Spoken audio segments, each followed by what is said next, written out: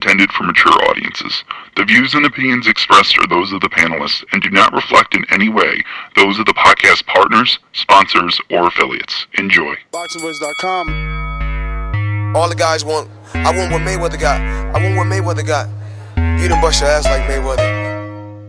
I was trying to fight every fighter. I sacrificed a lot Butasi Productions to get to where I got to. What do you bring to the table? Let's get this on. Let's do it. Well, it's like this. Wait. All right, that's it. Hold on. Bernard, everybody calm down. Man, you know how these bitches is in the sport. Total disrespect. Kid has no class, no style at all. I sacrificed a lot.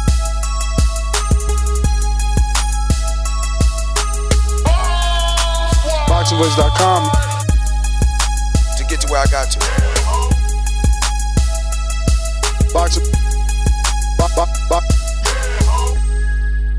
BoxingVoice.com. Yes, welcome back, ladies and gentlemen. It is Thursday, previews and prediction day. It's going down. Anthony Joshua, Andy Ruiz, Madison Square Garden. The fight we've all been waiting for is about to take place. Heavyweight division got some action this week.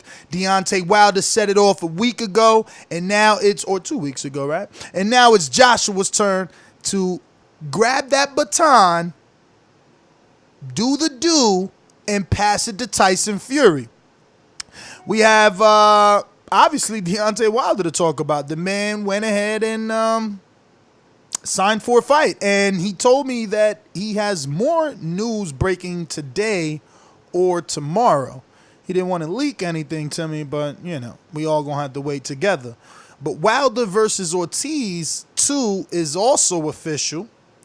And, Mike can't help but do this. Whenever, true A-sides, true elites are talking, he wants to interject Terrence Crawford's name. And that's why the third topic is Terrence Crawford versus Earl Spence. How long will we wait?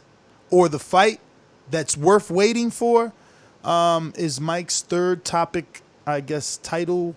I don't know. Then we got Devon Alexander versus Ivan Redkach. Let me just say right off the, I'll wait till we get into the whole shmew of topics, because there's a lot of news and notes. Joyce, Bryant, Jennings is official. A lot of stuff to talk about, but the call-in number, first and foremost, is 1-425-569-5241. Press 1 time to voice your opinion right here on the Voice of the People hotline. Now, don't forget, if you're just joining the live stream, hit that thumbs up button. Don't be greedy with your thumbs up, because they're absolutely free. They help with the visibility of the show. They let me and Mike know that you enjoy us coming out here day after day, every morning at 9 a.m. Eastern, 8 a.m. Central, 6 a.m. West Coast, 7 a.m. Mountain Time, 2 p.m. UK, Monday through Friday. And then even on Thursday, we're back with a double for you at 7 p.m. previews and prediction. And we even come back on Sundays to let you gloat.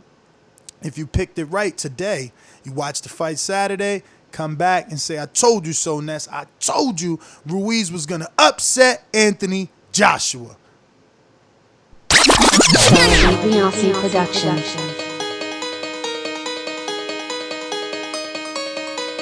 I speak it, believe it, receive it. Speak it, believe it, receive it. BoxingVoice.com.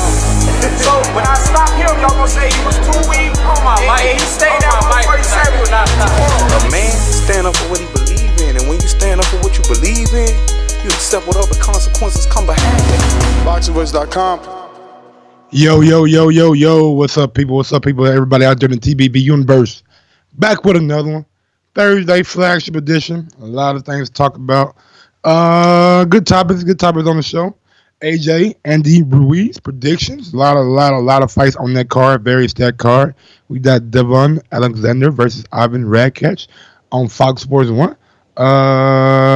We got some news and notes from Terrence Crawford. I came across this article on Boxing Scene, and they just laid it out real smooth. Like, is this the fight that we're waiting on in the what division? Is this what everybody waiting on? Is this the two best guys in the division, and how long will we wait?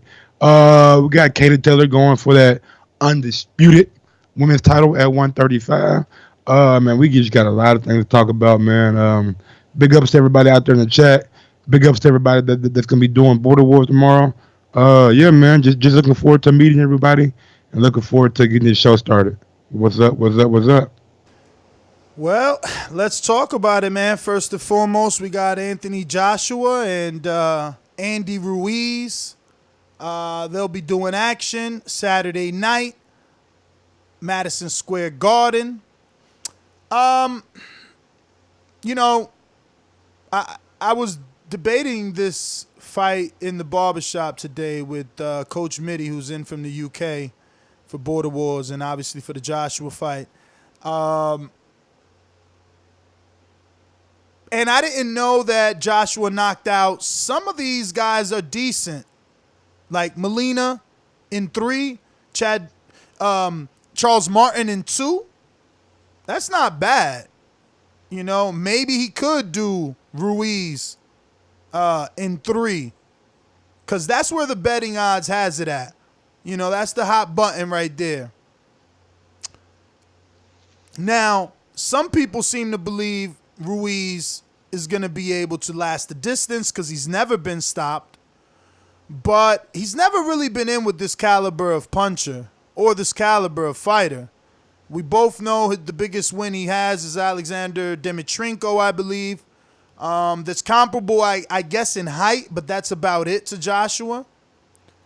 We did a film study on Joseph Parker versus Andy Ruiz. You can catch that on our Patreon page at patreon.com/theboxingvoice. And Ruiz didn't let his hands go, but if we're going to believe him, if we're going to give him the benefit of the doubt, what he has said, Mike, is that, you know, he trained himself for that fight. So we have to believe that he did, and we have to assume that this is going to be a better version of him. Do you believe a better version of him exists? I mean, with all 4 belts on the line, I will hope that we see the best possible version of Andy Ruiz. And from what I've seen today at the presser, I mean, he looks to be, you know, looks like he's in good shape. You know what I'm saying? Not like a bodybuilder, but he looks in decent shape from what I've seen with the clothes on. I mean, if he was training himself for the Dimitrenko fight, no, for the Joseph Parker fight. Joseph Parker. He says Abel Sanchez was too busy. You know, I mean, one thing that we did see in the Parker fight, he don't cut off the ring. So maybe if he was getting the proper training, then that would have been the first thing that they would have did. So I can see that narrative, but he has to come in tomorrow and really push the pace and not be so. He wasn't timid against Parker. He just wasn't letting his hand go because he was always in Parker's face. He just wasn't letting his hands go. Yeah, nah, man. Listen, you know, speaking of letting his hands go, the reach. Joshua almost has 10 inches on this dude, damn near. Like 10 inches in reach almost and almost 10 inches in height. Even though I'm exaggerating, he's got about 4 inches in height. But watching the face-off, it was like, whoa, that was a huge difference. I mean, Andy Ruiz is looking all the way up at him.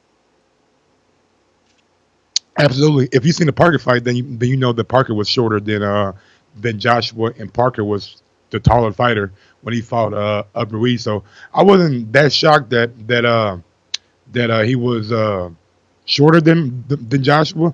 But I don't really see that as being a big deterrent from Andy Ruiz. One thing that stuck with me when Joshua fought Takium, he said these guys are used to fighting bigger guys.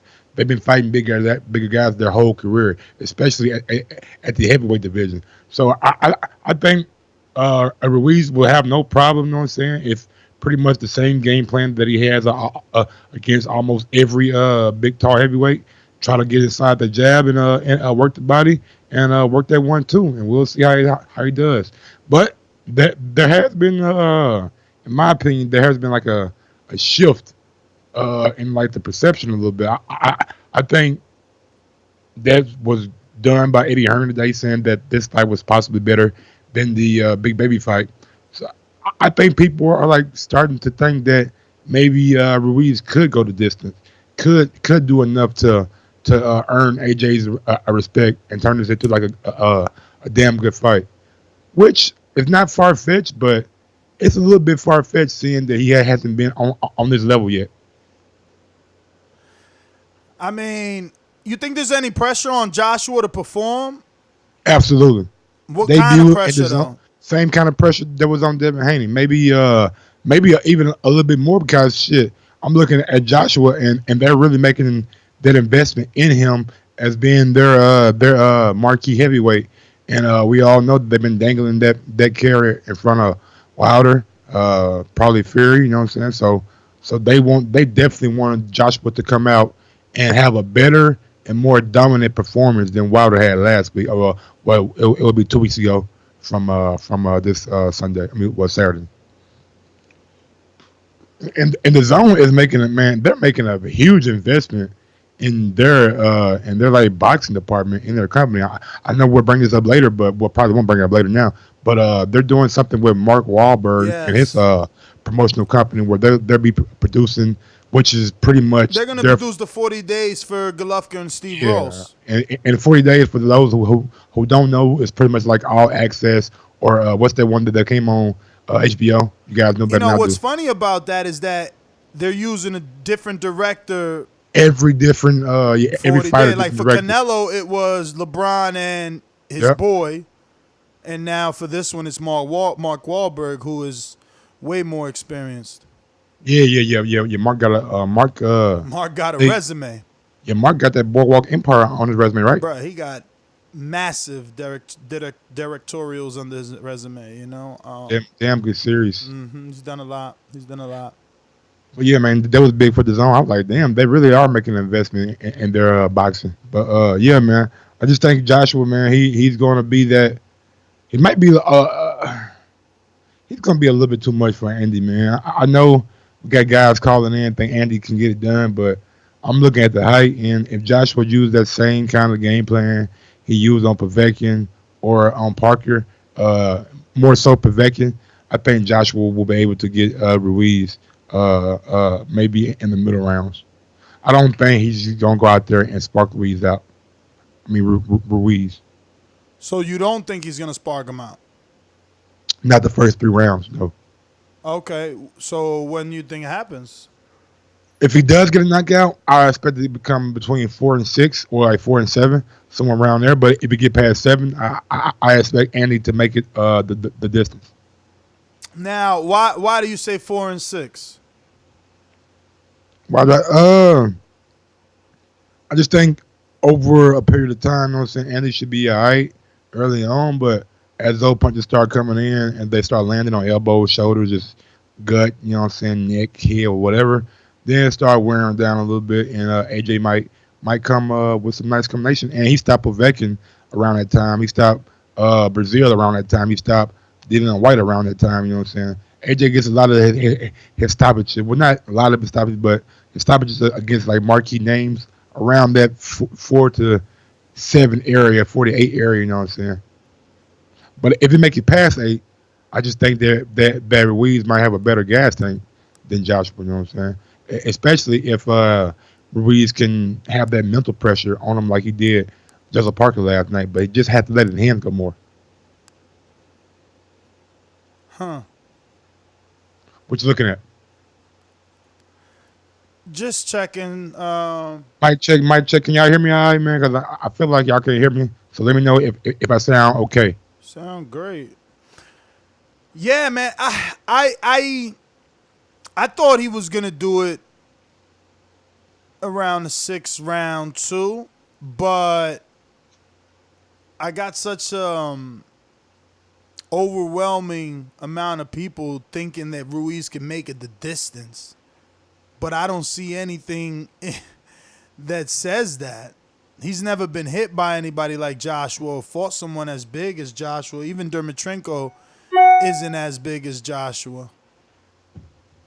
Absolutely. Yeah, absolutely. Joshua is massive, man. I know who was I talking to? RNV. RNV was talking earlier today. he was just like, man, Joshua was fucking big, bro. Like, bro, yeah, he's not only tall, motherfucker, he's built out pretty goodly too. So it's not like Joshua was a small guy. And the shit that's gonna be coming every week, you know what I'm saying? He's gonna have to have some strong arms and a strong guard to last the whole 12 rounds. And I don't think people really understand. Just getting hit in the shoulders, elbows, and that shit takes a toll on you, especially coming from a guy that damn big. And Ruiz is going to be there to be hit, right? Because he's not going to get on the bike and try to box. No boxer. You know, he's going to try and get on the inside. So this fight is going to get going early. Real early. I do appreciate the graphic, though, man. The cartoon graphic pretty cool. Fight like Imposium, yeah. That is awesome. But picks, man, I got AJ. If he does get a knockout, it'll happen between 4 and 8. If it go past 8, it will go the distance. But I do have AJ being victorious. Hopefully, Ruiz can, you know what I'm saying, do something. And we all know that's the reason why we love the sport, because any given day, any given match, any given motherfucking Saturday, anything could happen in that ring. So that's why we're glued in, and that's why we'll be checking it out. But oh my God. Here we go. I don't want to give this tip out because it ain't the betting show. All right, what kind of tip is it? But, yo, even the betting odds know who got the knockout power. Joshua's a minus 190 for the TKO, plus 340 for the KO. You know what that mean? That judge, that ref is in the bag, champ. They gonna wave it off on Andy soon as he on the ropes. Soon as he on the ropes, they waving it off, bro. Yo, how you 340? How you a plus 340 by KO? Because they know you ain't sleeping nobody. They know niggas ain't getting... You a heavyweight. You only ain't knocked out one dude. And they got you a plus 340 by KO? Yeah, man. A lot of his fights been stopped, but we seen Povetkin get stopped. We seen Brazil get stopped. A lot of TKOs, but at the same time, it's a lot of punishment coming at those guys too from Joshua. So those fights deserve to be stopped. But yeah, I mean, I don't know, man. I think that's a little bit misleading, honestly. What is? The plus 340 for the KO. That's kind of high. It's kind of high in my opinion. I mean, yo, Ruiz ain't never been stopped or knocked out. So they saying, yeah. Level, though, yeah, all right. And that's why they saying, yeah, Joshua will get the stoppage, but it'll be a TKO. It won't be a KO. Pittsburgh Brew, I see you in the chat, man. What you think about this shit, man? Like, how often do we see that? A TKO and KO be that big of a difference? Yeah, man. Who you got? Joshua or Ruiz? Nigga, you ducking the prediction. I got Joshua. I told you in 6, bro. Joshua in 6. AJ, Anthony Joshua. Yeah, man, me too. I think Dazn is doing, like I said, a good job with the rollout. Good press conference today. Both guys seem to be very respectful to each other. We'll see how long that lasts once the bell ring or even at the weigh-in tomorrow. But I think Joshua is the consistent favorite, and he should get the job done. And hopefully, we'll get some kind of animation after that fight. You know what I'm saying? Hopefully, he called out somebody or call out Fury, call out Dillian Whyte. You know what I'm saying? Can't call out Wilder because Wilder has to fight. But yeah, man. Hopefully, we get just get the ball rolling in the heavyweight division, man. Let's make a big fight after the Joshua and Ruiz fight. I want to see Fury slide in there and try to get that Joshua fight. But that's me wishing on the star. Co-main event on that card. Callum Smith takes on Hassan and Callum Smith in 4? Whoa. And Dom is a 160 pounder moving up. He's been not stopped, but dropped several times in his career. Peter Quillen put him down maybe 6 times. Gennady, I mean, is it Gennady? Dude, Callum Smith, no more than 6. Okay, I got Callum Smith too, but I was going for like not the established though. But those guys are Why? good. I don't know. I don't know. I Callum was Smith is a big puncher, and Dom. Look, I'm pulling it up now because it's better to tell facts, right? Dude's been dropped by everybody, man. You don't remember if Marotta put him down? Marotta? Murray. Who? He fought Martin Murray his last fight over in England. He boxed the shit out of there. Yeah. Lemieux. Look, Ndam was down twice in the second round. Big puncher. All right. Was knocked down in the second round twice. In the fifth round once again in the seventh. All right. Then. But he finished the fight, right? Did he finish? Yeah, he won the decision. Okay. Yeah, but it's Lemieux. Yeah, the nigga Lemieux, big puncher. Bruh, that's all he is. That's I know. all he is. I know. That's I know. once he can't punch, that's I know. it. And he's lost to lesser men, bro. Remember that Lemieux lost to Marco Antonio Rubio. And he fucking lost to Josim Alcim. Like, please, bro. Lemieux is crude, bro. He's Canadian. He's Canadian, champ. Lost to. Don't fall into it because he's been promoted by Golden Boy. No, What's his best win? It's not that. What's his best win? I just thought Curtis Stevens? I thought Golovkin gave me his first loss. My bad. Who? Golovkin gave him his first loss? Hell no. David Lemieux. My man had losses way before that. You wildin', Are champ. you sure, nigga? Yo, you wildin' right now, bruh. What? Fuck you talking about? He lost to Rubio. Bruh, I know Lemieux when he was a red hot prospect out of Canada fighting in red shorts. People was trying to act like he was Tyson. Red with gold stripes. Look, Peter Quillen put him down. And he put Ndam twice down 6 times. Twice in each round. 4, 6, and 12. Bruh, he's been down. Again, Ndam down in the 5th round versus Giovanni Lorenzo. Shout out to the Dominicans. Bruh, he's been down by everybody, bruh. Like, if Callum don't put him down. But let me tell you this. All right, I'll give you this. He's only been stopped by Marotta. And that was a RTD, so they stopped it in the corner. But it's about time. Think of that. Don't think like, oh, you see he's tough. No. Say to yourself, yeah, it's accumulation. He's been going down fight after fight after fight. Like now he just ain't getting back up. Now the corner throwing the towel in for him. All that good shit. He's moving up. I'm looking at his resume. The only time he fought at this weight at 167 was versus Tomas Gargula that no one ever heard of, and that shit was in fucking France. So he ain't making it out of the fucking 4th round with Callum Smith, but to be safe, go 6. Yeah. All right, you convinced me. I'm actually gonna check one more thing and see what round Callum Smith knocked out George Groves, who's way better. Look at that. He took him 7. Like I said, Ndam should be out of there in 4. He took George Grove, who got experience, skill, and the boy got a little bit of soul, man. George Grove got a little bit of soul. The issue is that Frotch took his soul. But, before that, that boy used to fight like Canelo. Like, I don't know, man. Not exactly like Canelo for y'all shoot me, but, like his rhythm in the ring, bro. He was all right, man. He had good lateral shoulder movement and really, waist movement. Resurrected his career after that loss to I believe Badu Jhack. He came back and won a world title at 168. So we go to George Groves. But yeah, man, I got Callum Smith I just got Callum Smith. I don't know how. And listen, don't forget this is Callum Smith's coming out party. Like he's coming to America. You know what I mean? Man. This is what you gotta like about Matchroom. Look how they set him up with a 160-pounder. You know what I mean? Notable name, but he a 60-pounder. Yep. Got him in a showcase. You know what I'm saying? I'm not even excited for the next fight, so I'll just pick Katie Taylor by unanimous decision. I'm more excited for Josh Kelly versus Ray Robinson.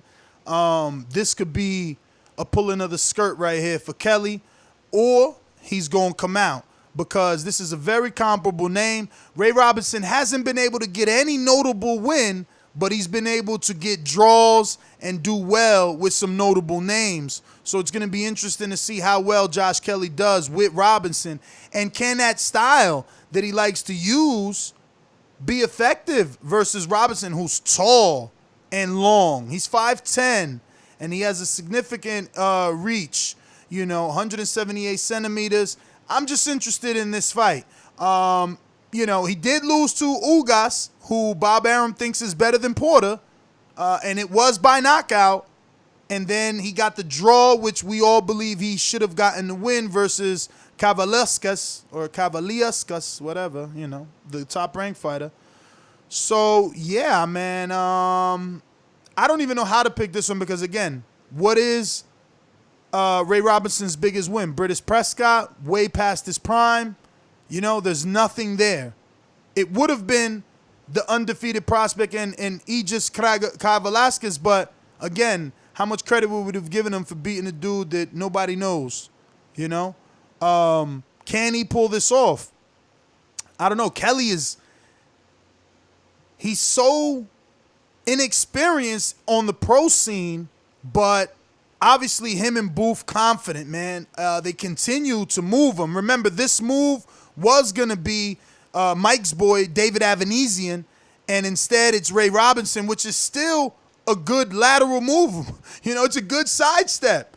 It's still a very good barometer fight, man. I'm really excited for this fight. The same way I was excited for Josh Kelly when he fought Carlos Molina. When a kid this young steps up this rapidly, it makes me happy. I want to be tuned in.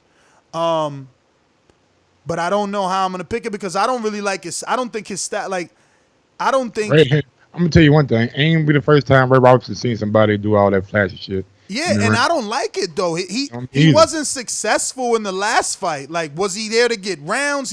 He couldn't beat a dude I've never heard of. And listen, if I try to pronounce my man's name, it sounds like, over-the-counter prescription drug. I think one thing that he did show that he can carry his power late in the last fight. I do believe he got a late knockdown or something like that. But yeah, man, if he goes out there and try to, he was down in the he was down in the second and in the 10th round. Okay, yeah, he showed a little flash of power, you know what I'm saying? But he really didn't step on the gas his last fight to get that fighter up out of there. And wow, he got 3 stops. He was down in the second, the 10th, and he got a count after touching down. Oh, okay. They got a count in the 9th, so I guess they give him an 8 count or something. Yeah, I think he should have got the guy up out of there, but he went the rounds, and I do think that this is the fight that I'm going to put on upset alert. I think Ray Robinson is going to be building off that momentum from his last fight. He went out there and really put it on Kavaliauskas. I don't care what nobody says. I thought Ray Robinson won that fight convincingly. It shouldn't have been a draw. He should have got the victory denied, and should have been probably in contention for a fucking title shot, because I think that's what they was going to do for Kavaliauskas. But I do think that Ray Robinson will get the upset victory this weekend. I think Josh Kelly is maybe moving a little bit too fast, maybe moving up a little bit too fast in the rankings. And he tried to sidestep David Avanesian. What they did, it was ordered by the EBU for a title, but they chose another route. And I think that honestly, I think Ray Robinson is going to come in and everything that Josh Kelly has been doing to opponents, I think Ray Robinson is going to negate that. And I don't think it'll be the first time Ray Robinson's seen one of those slick kind of boxers. Because where's Ray from again? Like Philly? Philly, baby. Yeah, so he's seen all kind of styles, you know what I'm saying?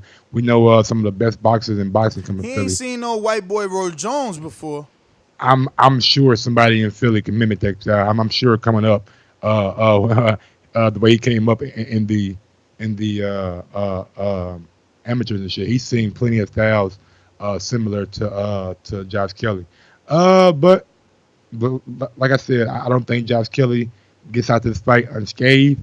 If he does get a draw, you know what I'm saying, it might be because Matchroom card, but I think that Ray Robinson should win this fight. That's crazy, bro. I'm just being real. Like, same thing might happen that happened in his last fight. Just because they're on another promoter's card, then it might go to draw if Ray Robinson goes out there and outbox him.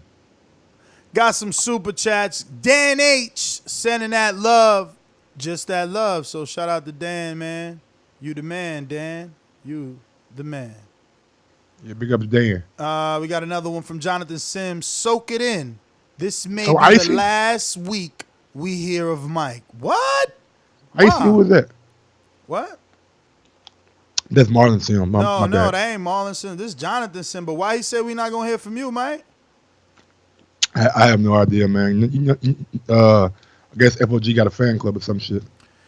Andre Diakonu, pound for pound supporter, says, Mike, don't give out the gems on the betting show. Patreon only. Sign up for a cup of coffee. Tell Eddie drop those ticket prices if he want to sell out. Rod in the 870 says, Ness, you owe Javi an apology. Wilder won that 9th round. What are you talking about? Last night, goddamn me, fight Man, check. he crazy, bruh. That nigga went at it, but last night, yeah. He really said Wilder won the 9th round, yo. That's two niggas going to get you this. Yeah, 2 Wilder fans. I mean, Rock called in and beat. Yo, shout out to the realest champ in the fucking world. Do. Shout out to the realest champ in the world, man. We do. There's only one Deontay Wilder. Bomb Squad! To this day. Realest champ. To this day. Realest champ. I know he ain't call you and be like, hey, man, good luck at Border Wars tomorrow. Bruh, he did more than that. What? Talked about Southpaw versus Orthodox. Told me how to line him up. Line him up. Look at him. Line him up. Line him. Yo, dog, listen. God is good, bruh. Telling you, you know? That was amazing. That was crazy. It's crazy, bro. Life is 360, man. But what else we got on the docket? What's the next fight up? We got Katie Taylor, Crawford. Josh Kelly. We did My that guy already. back in action. Who that Joshua Buatsi will be fighting Marco Antonio. Bro, what's up with him? He cut from that AJ cloth, huh? What you mean? I ain't see him Monday at all. Okay. Like, I was there for 4 hours and he wasn't there. But there was Wasn't pictures of him. I don't know, bro. He must have came in real quick, in and out, bro. In and out. Ron style. said he's seen him. Ron said he's seen him. He was like, yeah, my guy, Mike always talks about you and shit. Ron ain't get no interview. All right. But yeah, man, Joshua, I don't think this is like a step-up fight. I think he should be able to beat this guy pretty easily. Joshua Buatsi, if you heard me on the show speak of him, I really think he's a hellified talent in light heavyweight division. I think he's going to be very dangerous. And I just think this is like another stop on his journey, you know what I'm saying, on his way to possibly getting a world title. And he should be able to beat this guy, Marco Antonio, really easily. Yo, shout out to Bruce on the super chat. Says, Ness, please don't live stream that PBK fight. Pretty boy Josh Kelly. And get banned again. Nah, we ain't gonna show him that much love, man. We just gonna watch it, man. We tried to help them out, you know. Inside joke. They helped us out. Yeah, I'm pretty sure you got Buatsi in that fight. I got Chris Butasi. Even though this is his first step up, this is like a Marco Ontario Periban. Didn't he fight David Benavidez? Don't ask me. I know. What? Buatsi, Man, you. This the dude David Benavidez hit with like the 20-piece uppercut, man. That was motherfucking Porky. Medina. Yeah, man. Let me see. Betty Bang. Oh, he lost to Avenel Yeardem, James DeGale, J. Leon Love. Badu Jack got a draw with him. Shout out to Mike's favorite motherfucking light heavyweight. That nigga always getting, bro. Baby, rap nigga, man. Robbing niggas, bro. Yo, Sakio Bika, majority decision. Man, I wanted to start putting some more respect on that nigga Yeardem name, bro. He had a really a tough schedule. Not even tough schedule, bro. He had a good resume. Controversial fight with Anthony Adarel. Lost to Chris Eubank Jr. and beat this guy Periban. And now Buatsi's going against him. I mean, out of all the names you said, this guy Periban is the name he's supposed to be. Yeah. But I was just saying that because Anthony Durrell. He's a brother of a very declarated amateur, you know. And then you got Chris Eubank, who's pedigree. Yeah, I was just saying that because Eddie Hearn brought up Yeardem's name when he talked about Buatsi because he said since Yeardem fought him and I think it went the distance, then this will be a good barometer test for a Butasi to see if he's able to get a knockout. That's all I was saying by bringing up. Bro, this dude's biggest win is the draw with Badou Jack. Hey man, nothing out here. Like he ain't got nothing to say. He gonna be Butasi. Nobody. Yeah, nah, he ain't gonna be. We ain't going that far at all. Chris Algeri faces Tommy Cole. Cole, man. Oh, you don't say Coley? I don't think so. What? I don't never hear Eddie Hearn say Coley. Tommy Cole. Why not Lee? Got an L-E at the end. Tommy Coley. But he's fighting Chris Algeri. Tommy Coyle. Coyle, yeah. He's fighting Chris Algeri. About to beat the brakes off this dude. Think so? Bruh. Chris been waiting. To fight, bruh. And he's been training with Jacobs. He's been ready. They had that last fight with Daniel Gonzalez. That was to get the rust off after a long layoff, you know. Did he get some in that fight? Excuse me? Didn't he get hit like a little bit? Yeah, I mean, you got to get the rust off. Keith got hit. That's what the tune-up's for. And Tommy Coyle is still in the same path of a tune-up. It ain't like Tommy Coyle's a world beater. Yeah, I feel you. Coyle's 29. He's never been a world champion, you know. I think the biggest win on his resume is this kid that he just beat, because that kid was signed a Top Rank, I believe, at one point.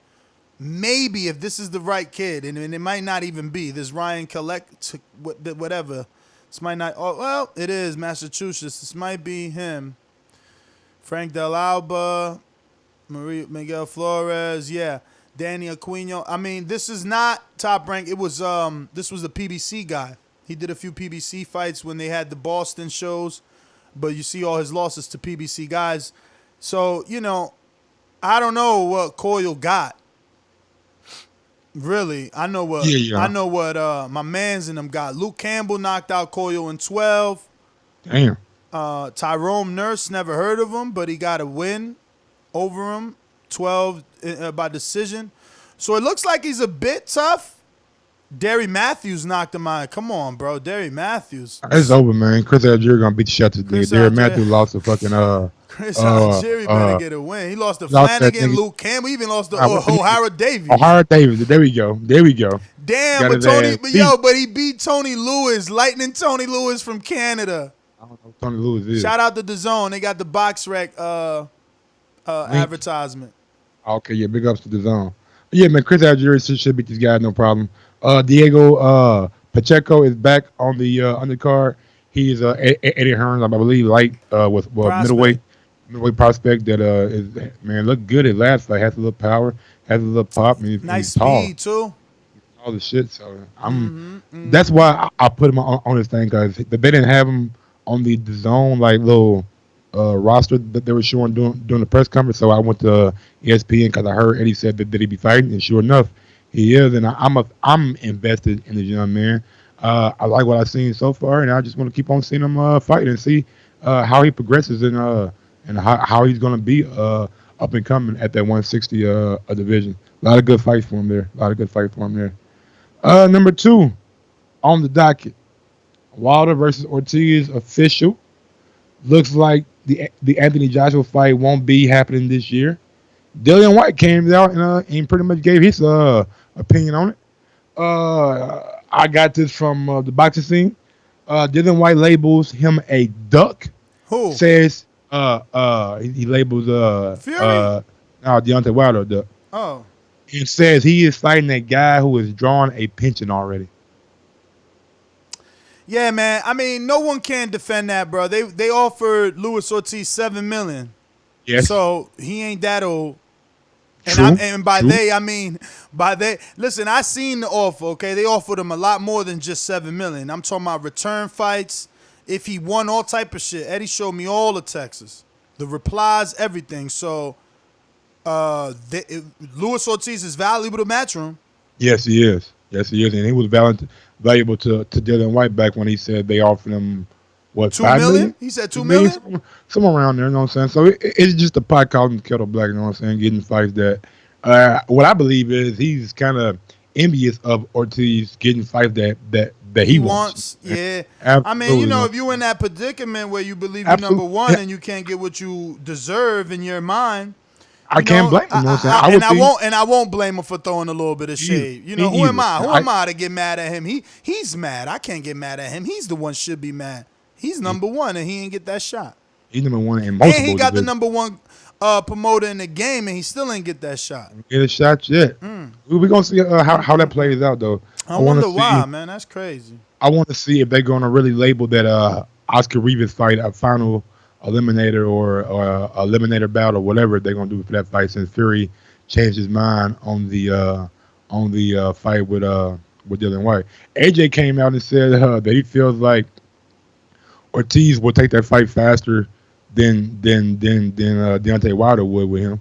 He feels like Ortiz would jump at the bit faster than Wilder would, which was eye-opening for me. You know what I'm saying? Because I didn't know Joshua really was that invested in trying to get that Ortiz fight. It seemed like that it might be something they might revisit. Well, I was sent an interview. Remember that interview Eddie Hearn did a long time ago? He had the blue polo shirt and he put the glasses on and he was talking like he was. He was talking like he was. What's that? Terrence Howard. What's that movie Terrence Howard did when he was like Hustle and Flow? Well, nah, it ain't Hustle. Wasn't another one when he was more like a manager to maybe Beyonce or some shit? Are you talking about? So he was more like a Cadillac Records? No, ain't Cadillac Records. Yeah, ain't it Cadillac Records? It might have been Cadillac Records. I remember him like in a gold, long ass car and shit. Pimpy, kind of pimpy road. But the whole point is, man, I forgot where I was going with that. I don't know either. I'm like, this about to come full circle. This nigga talking about Cadillac and Howard and shit. I was waiting for the guy. Help me, where we started at. I'm gonna get this right back. I don't know. We started at nigga. I don't even know how we got there. To be honest with you. Help us out, somebody in the chat, man. What? I have no idea. Dream Girls. That's what it is. Dream Girls. Yo, I don't even remember why we was trying to reference it anymore. But yeah, man. I just think that man, I've seen like many reports like where Eddie Hearn said something about the Ortiz fight. He feel like Wilder not doing. That's what I was trying to reference it for. Wait, so remember when Eddie put the black glasses on? He's like, "Come on, Deontay, baby." You don't remember that interview? Yeah. Oh man, bruh, you got to rewatch that interview. Rewatch that interview, and you're gonna know exactly why we are where we are. Rewatch that. I wish I was in the car with Coach Mitty and Real Chick Real Naja Chick from the UK. And I was talking to them about it, and I promise you, man, that interview says it all. He's like, "Come on, Deontay, baby. I tried to get you them O's in the bank. I wanted to give you the Benjamins. But you don't want to fight Dillian Whyte. You want to call out the man, AJ. You can't call out the man, AJ. You ain't done nothing. Who you fought?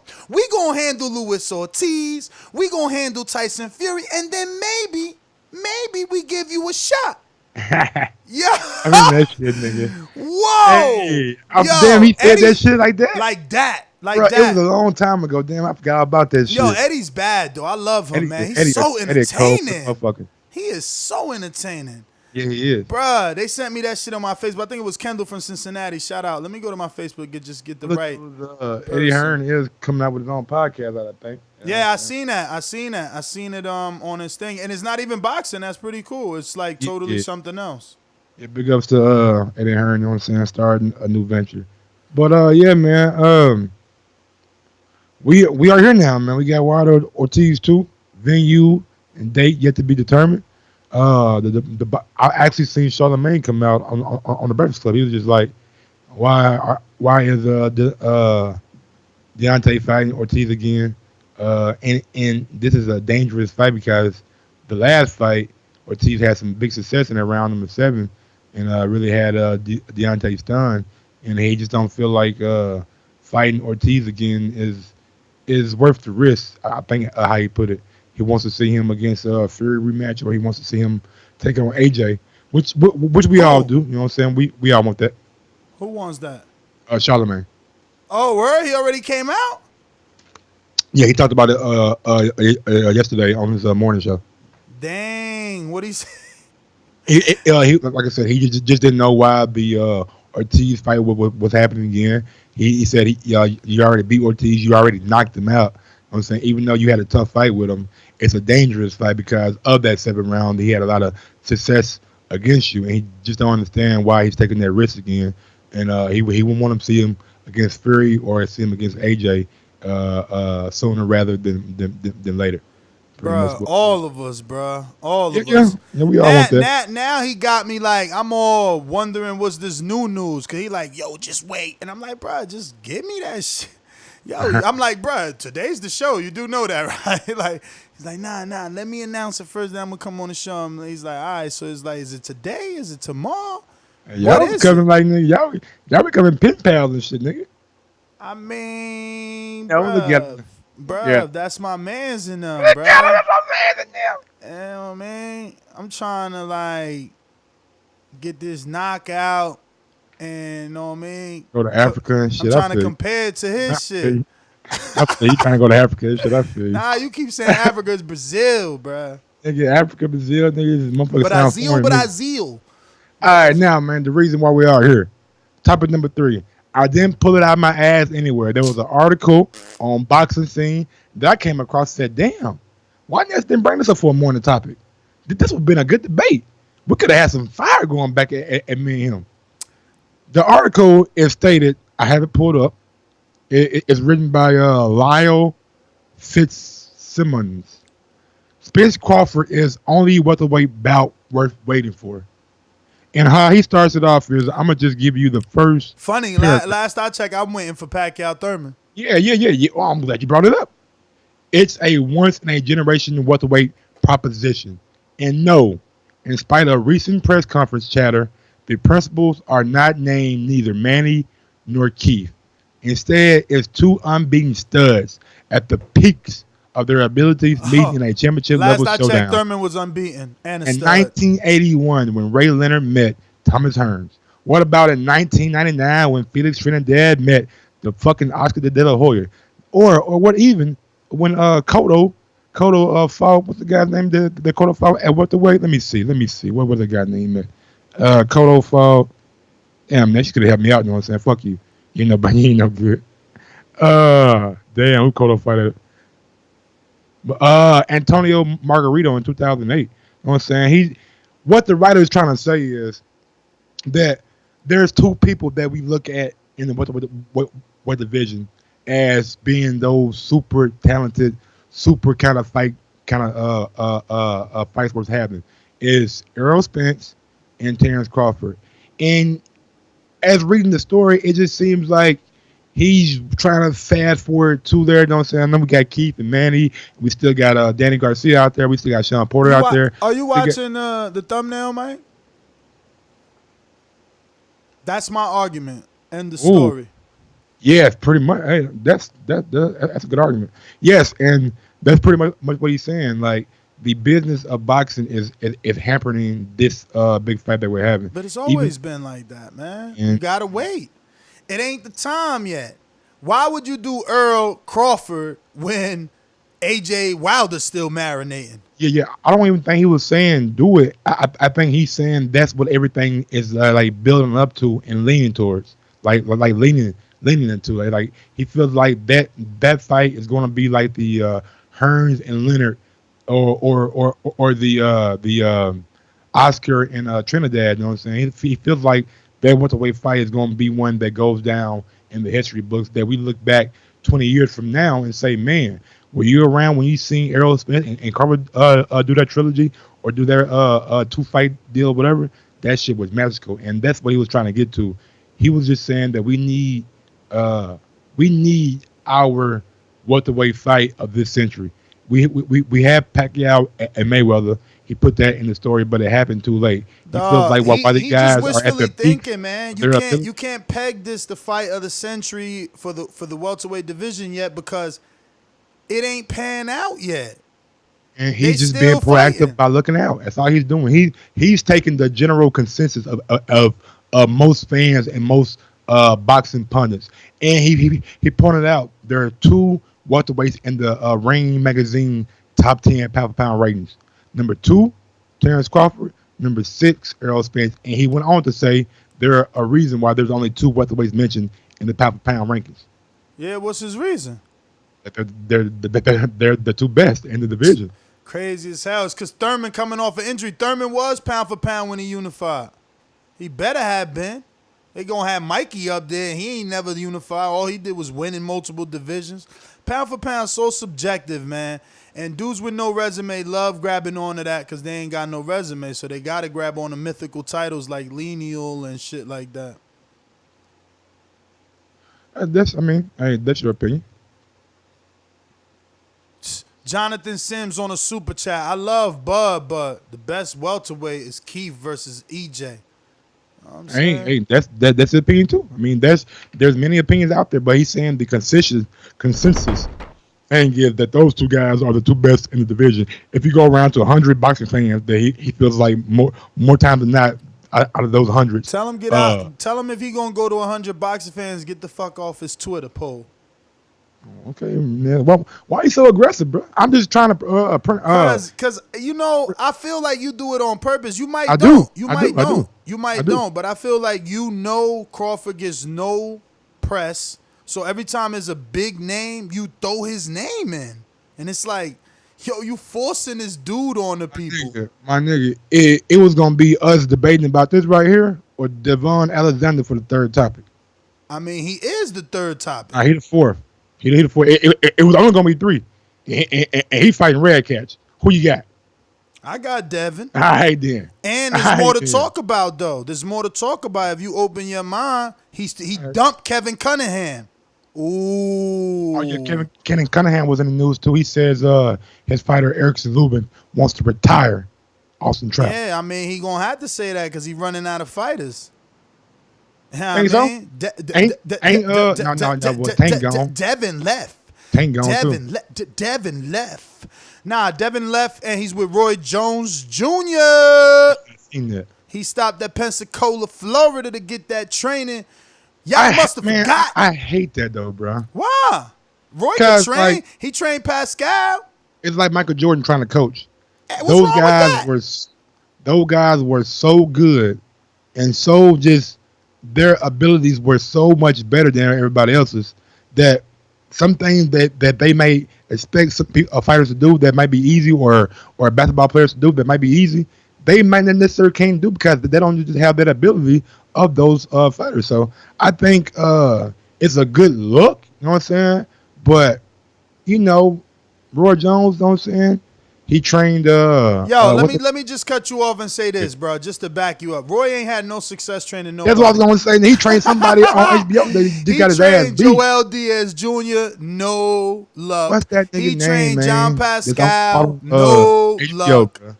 He said Roy Jones was like my hero, and that's why he's in my corner. Somebody just left him, man. He was like light heavyweight.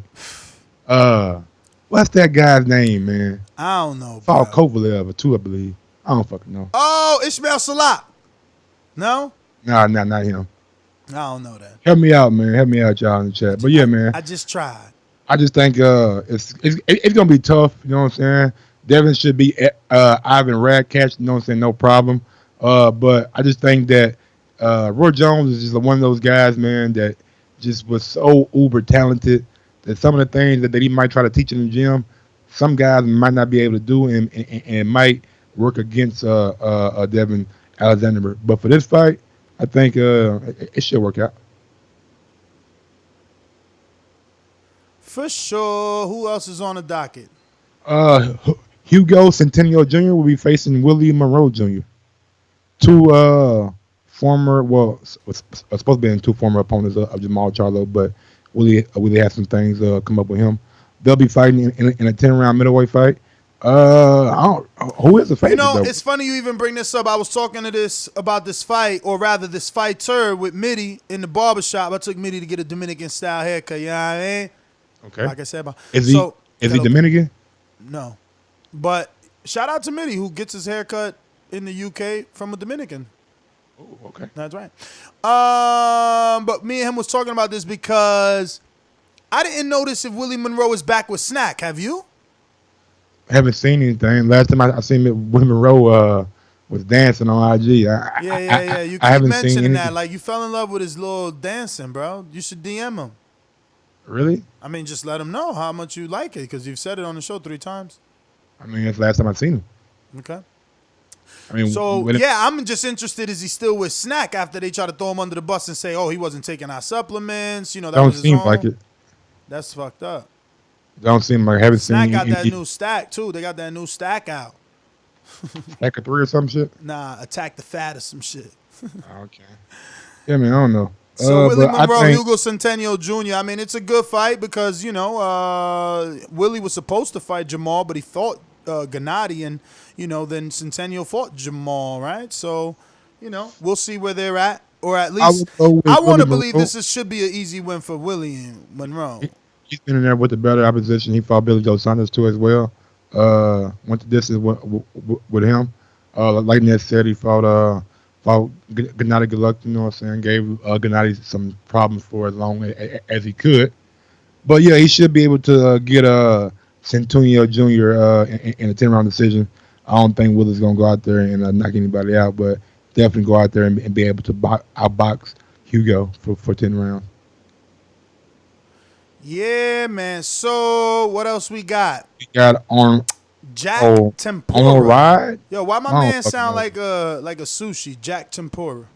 Yeah, Jhack Tepora versus Jose Luis Gallegos. I never even heard of these dudes, man. I heard of Jhack Tepora. He's fighting in a featherweight fight, 10 rounds.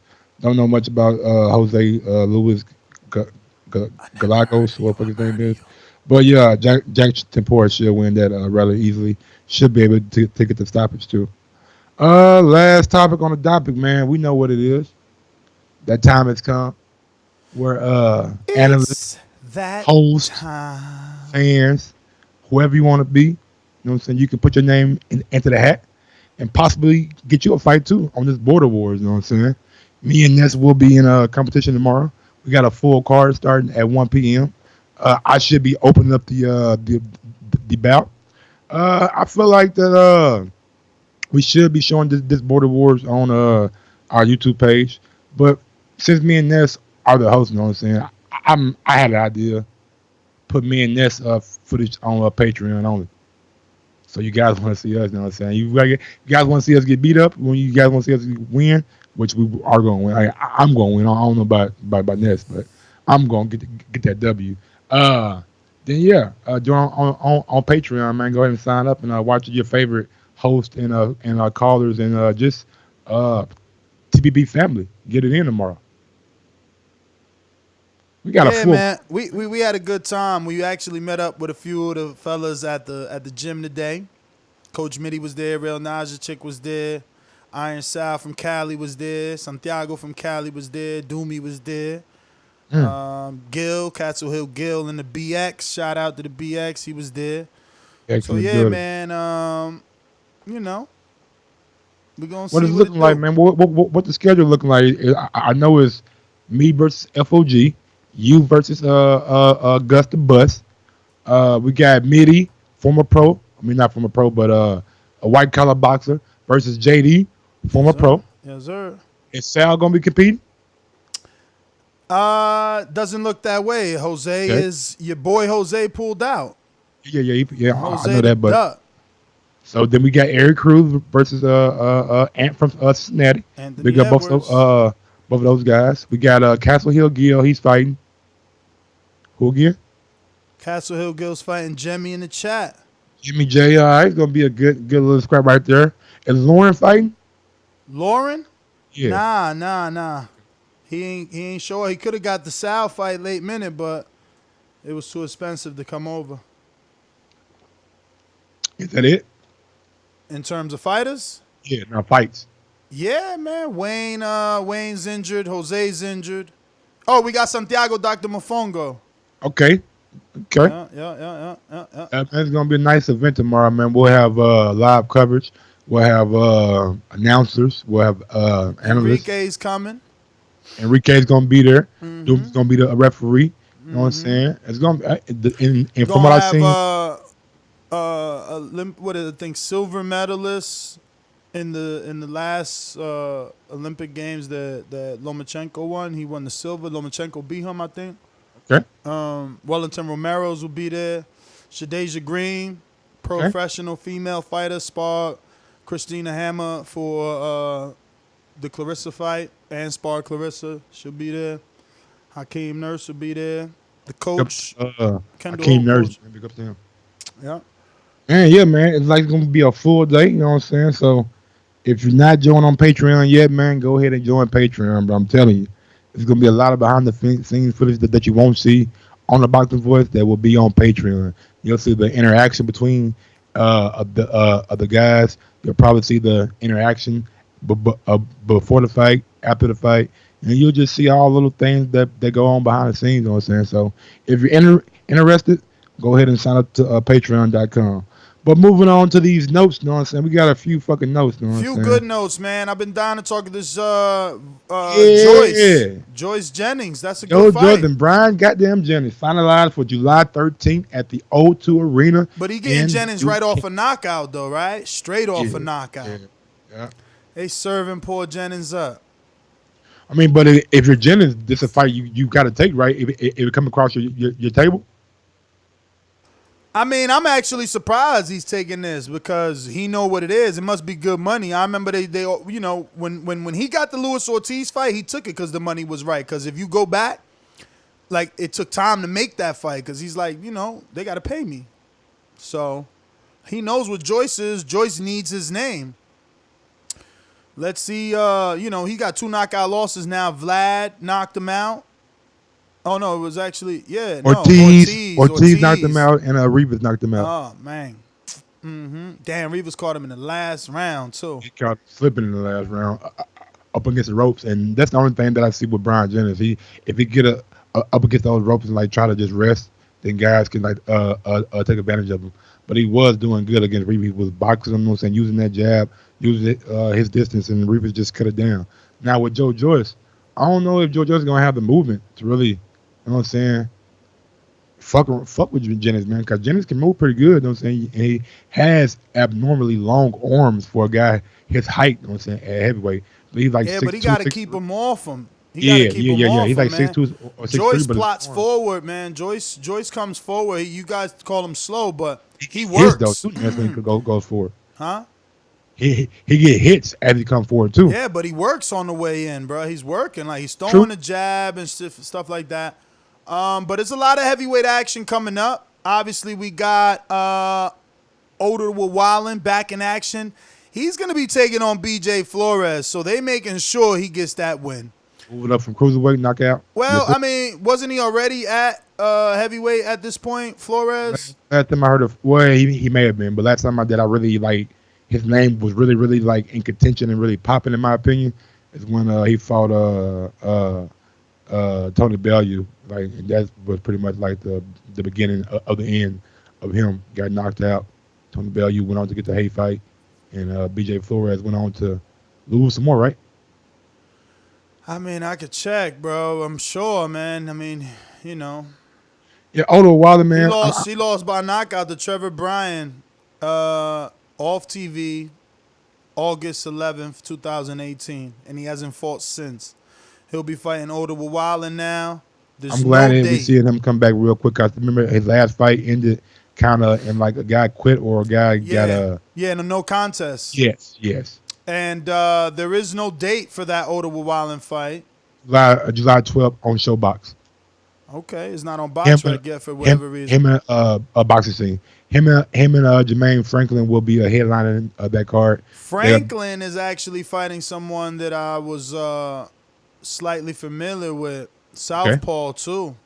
What's his name? He actually got a unanimous decision loss the whole 8 rounds to your boy Michael Hunter. And somebody told me to fucking write his name down, but I just feel like these were like just up like fights to just this like, guy Forrest, excuse me, hasn't lost since the Hunter loss, but he's been fighting in Norfolk, Virginia, and you know what they say about Virginia.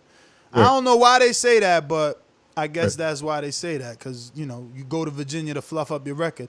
and everything he's done in They say the Virginia. same thing about Mexico though. Like, come on, man. Yeah, and they ain't lying. You see what Devon Haney did. Listen, so you go over there and look in Virginia, he ain't even getting nothing over a 6-rounder. Like he got 1, 2 10-rounders, and were those in Virginia? Yep, Norfolk. Yeah. I'm telling you, bro. But it's like all little club shows that he's doing. I caught a few on YouTube. You could see him. He's a southpaw. He's decent. He should be coming into this with confidence because he raked up all these hometown bum ass wins. You know what I'm saying? I don't know none of these dudes. This dude was just, I don't know, bro. We'll see. Hopefully, but he looks Jermaine, decent. He looks decent.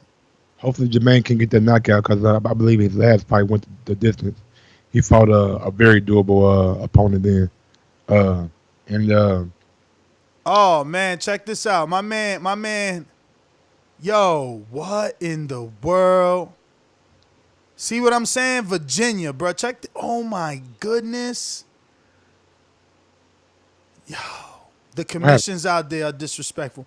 How this dude doubled up on people left and right, bro? He literally fought people like back to back, same dude. Like, fuck it, let's just do it again. And then do it again. And then fuck it, let's do it again. Look, he fought Willis Lockett twice, back to back. Then he went and fought Grover Young back to back. And then he fought Gregory Smith, who was only 2-0, by the way. And this is like his 20th fight right here. And then he said, fuck it, let me just go another back-to-back fight with Mir Coleman and do it again with Mir Coleman. Marie. Whatever the fuck that is, bro. Holy shit. Then he went back and fought Glover Young again. Man, Jermaine better knock this dude out. This dude made his resume. He probably fought all his friends. Bruh, how you fight Glover Young 3 times? You only got 25 fights, bro. Why is they doing this out there? Yo, that commission need to be stripped. Crazy. This is how Kelbrook resume look. Guess who his other losses to? Who? Donald from Richmond, California's favorite fighter, Gerald Washington. Knocked him out in 2. Yeah, man. So Jermaine should heavyweights, man, they hot right now. Yeah, man, it is. It's a great time to be a heavyweight. It's a great time to be heavyweight boxing. It's a great time to be a heavyweight, and I'm glad that it's just getting that influx of heavyweights. Can we talk about this GGG news? Yeah, man, we're gonna get to it. Banks is more true, not fake. Hearn believes Canelo or Golovkin is the legacy fight for Callum Smith, and in my opinion, is more towards Golovkin because they're getting the ring with Canelo. You ain't ready for that yet, big dog. You're getting there, but you ain't ready yet, big dog. First of all, you don't get no legacy from Golovkin. He's the dude that got a draw and a loss. I think his name got 19 defenses or something like that. You know what I'm saying? Not only do he got a draw and a loss, but the Jacobs fight, people say he didn't win that too. Well, come on, man. Some though. Y'all don't build up fucking GGG all these years. Now you want to tear them down? Yahoo. Yo, you been supporting you on the wrong show. You been supporting nigga Gennady too. You on the wrong shit. You on the wrong show. You serious? You serious? You got winning Gennady or Steve Rose? Steve Rose. All right then. What? Yo, he didn't even listen. He just spit it out. I did. No, man, but in my opinion, if Callum Smith was able to get that fight with Golovkin, he could possibly do something with that older gentleman. You know what I'm saying? Golovkin is getting up there, but they're going to fight, man. They're going to pay a Triple G for that fight. But Canelo, man, he more liable to get the Canelo fight than he is the Triple G fight. Ain't no way Triple G taking that fight. You better pump your brakes with Canelo. Dimitri Salito came out and said that Clarissa Shields is the GOAT and not Katie Taylor. So for all y'all, because there's a lot of talk. They trying to play. They trying to fade Clarissa like she ain't do what's being done. Like she ain't did shit. Like she ain't just become undisputed. Like she ain't been unified at 168 already in a career. 8 fights, 9 fights. You seen her classiness? You seen her class? She like, yo, Katie Shields about to do this. I said Katie Shields. He just made a super fighter right there, boy. He made a super Katie fighter. Taylor about to do this. Let's give her love and da-da-da-da. That's what you do, champ. That's what you do. Yes. It's probably listen to like some good members of a team, you know what I'm saying? Keeping that classiness going, you know what I'm saying? Big up to Clarissa, you know what I'm saying? Can't wait to see you back in the ring, but who would she fight though, bro? Who? Katie? No, Clarissa.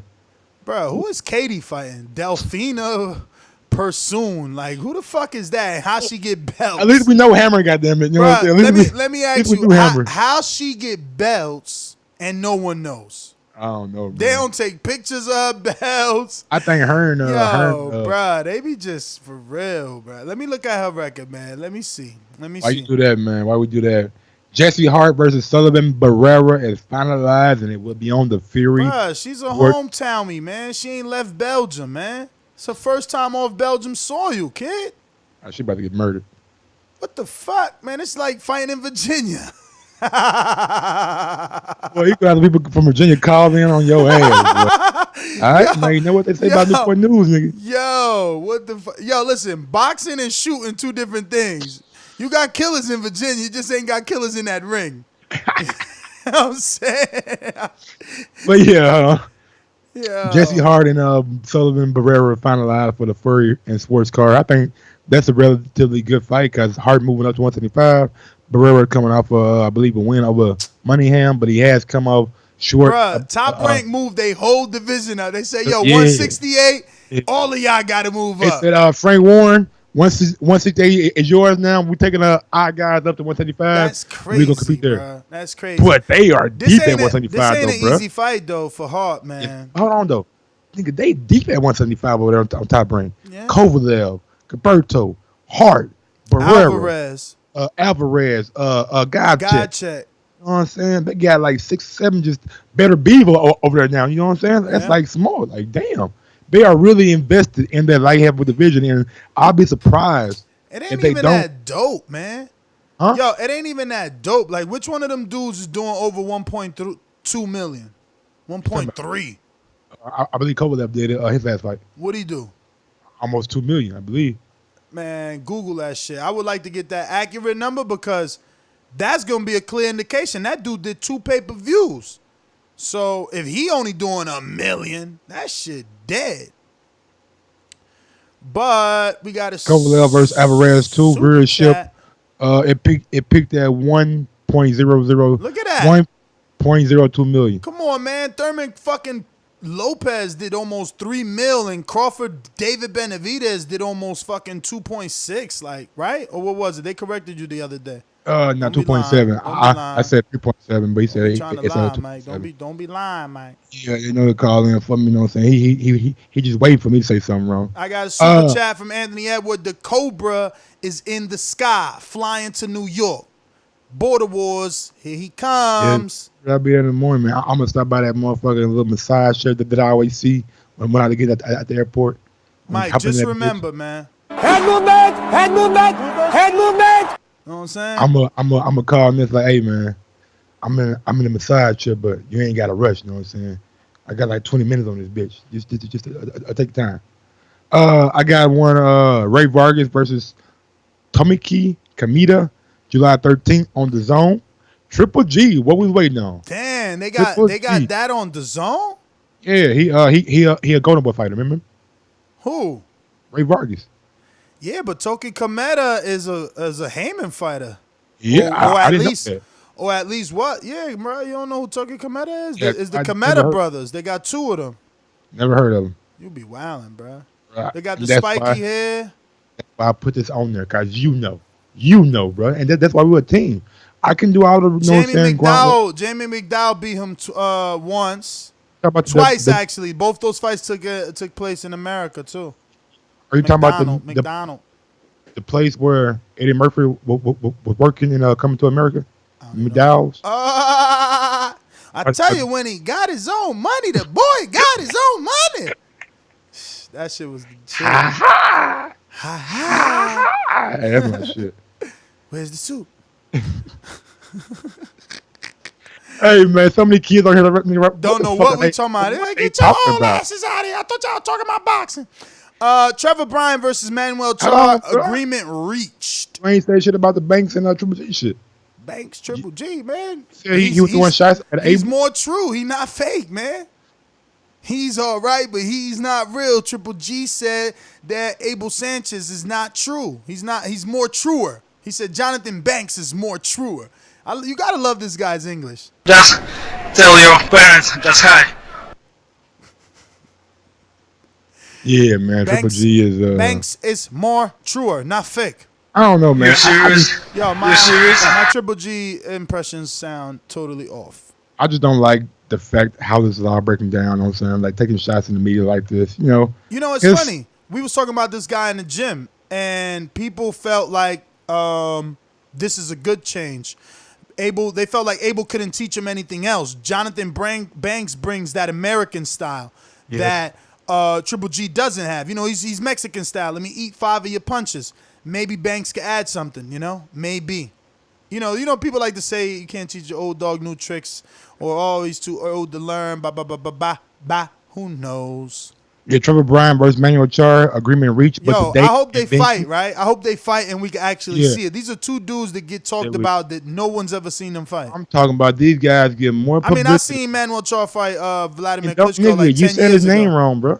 You said his name wrong. Dude called in. Mahmoud Char. Yeah, Mahmoud Char, nigga. He called in and corrected everybody. Yo, Mahmoud Char.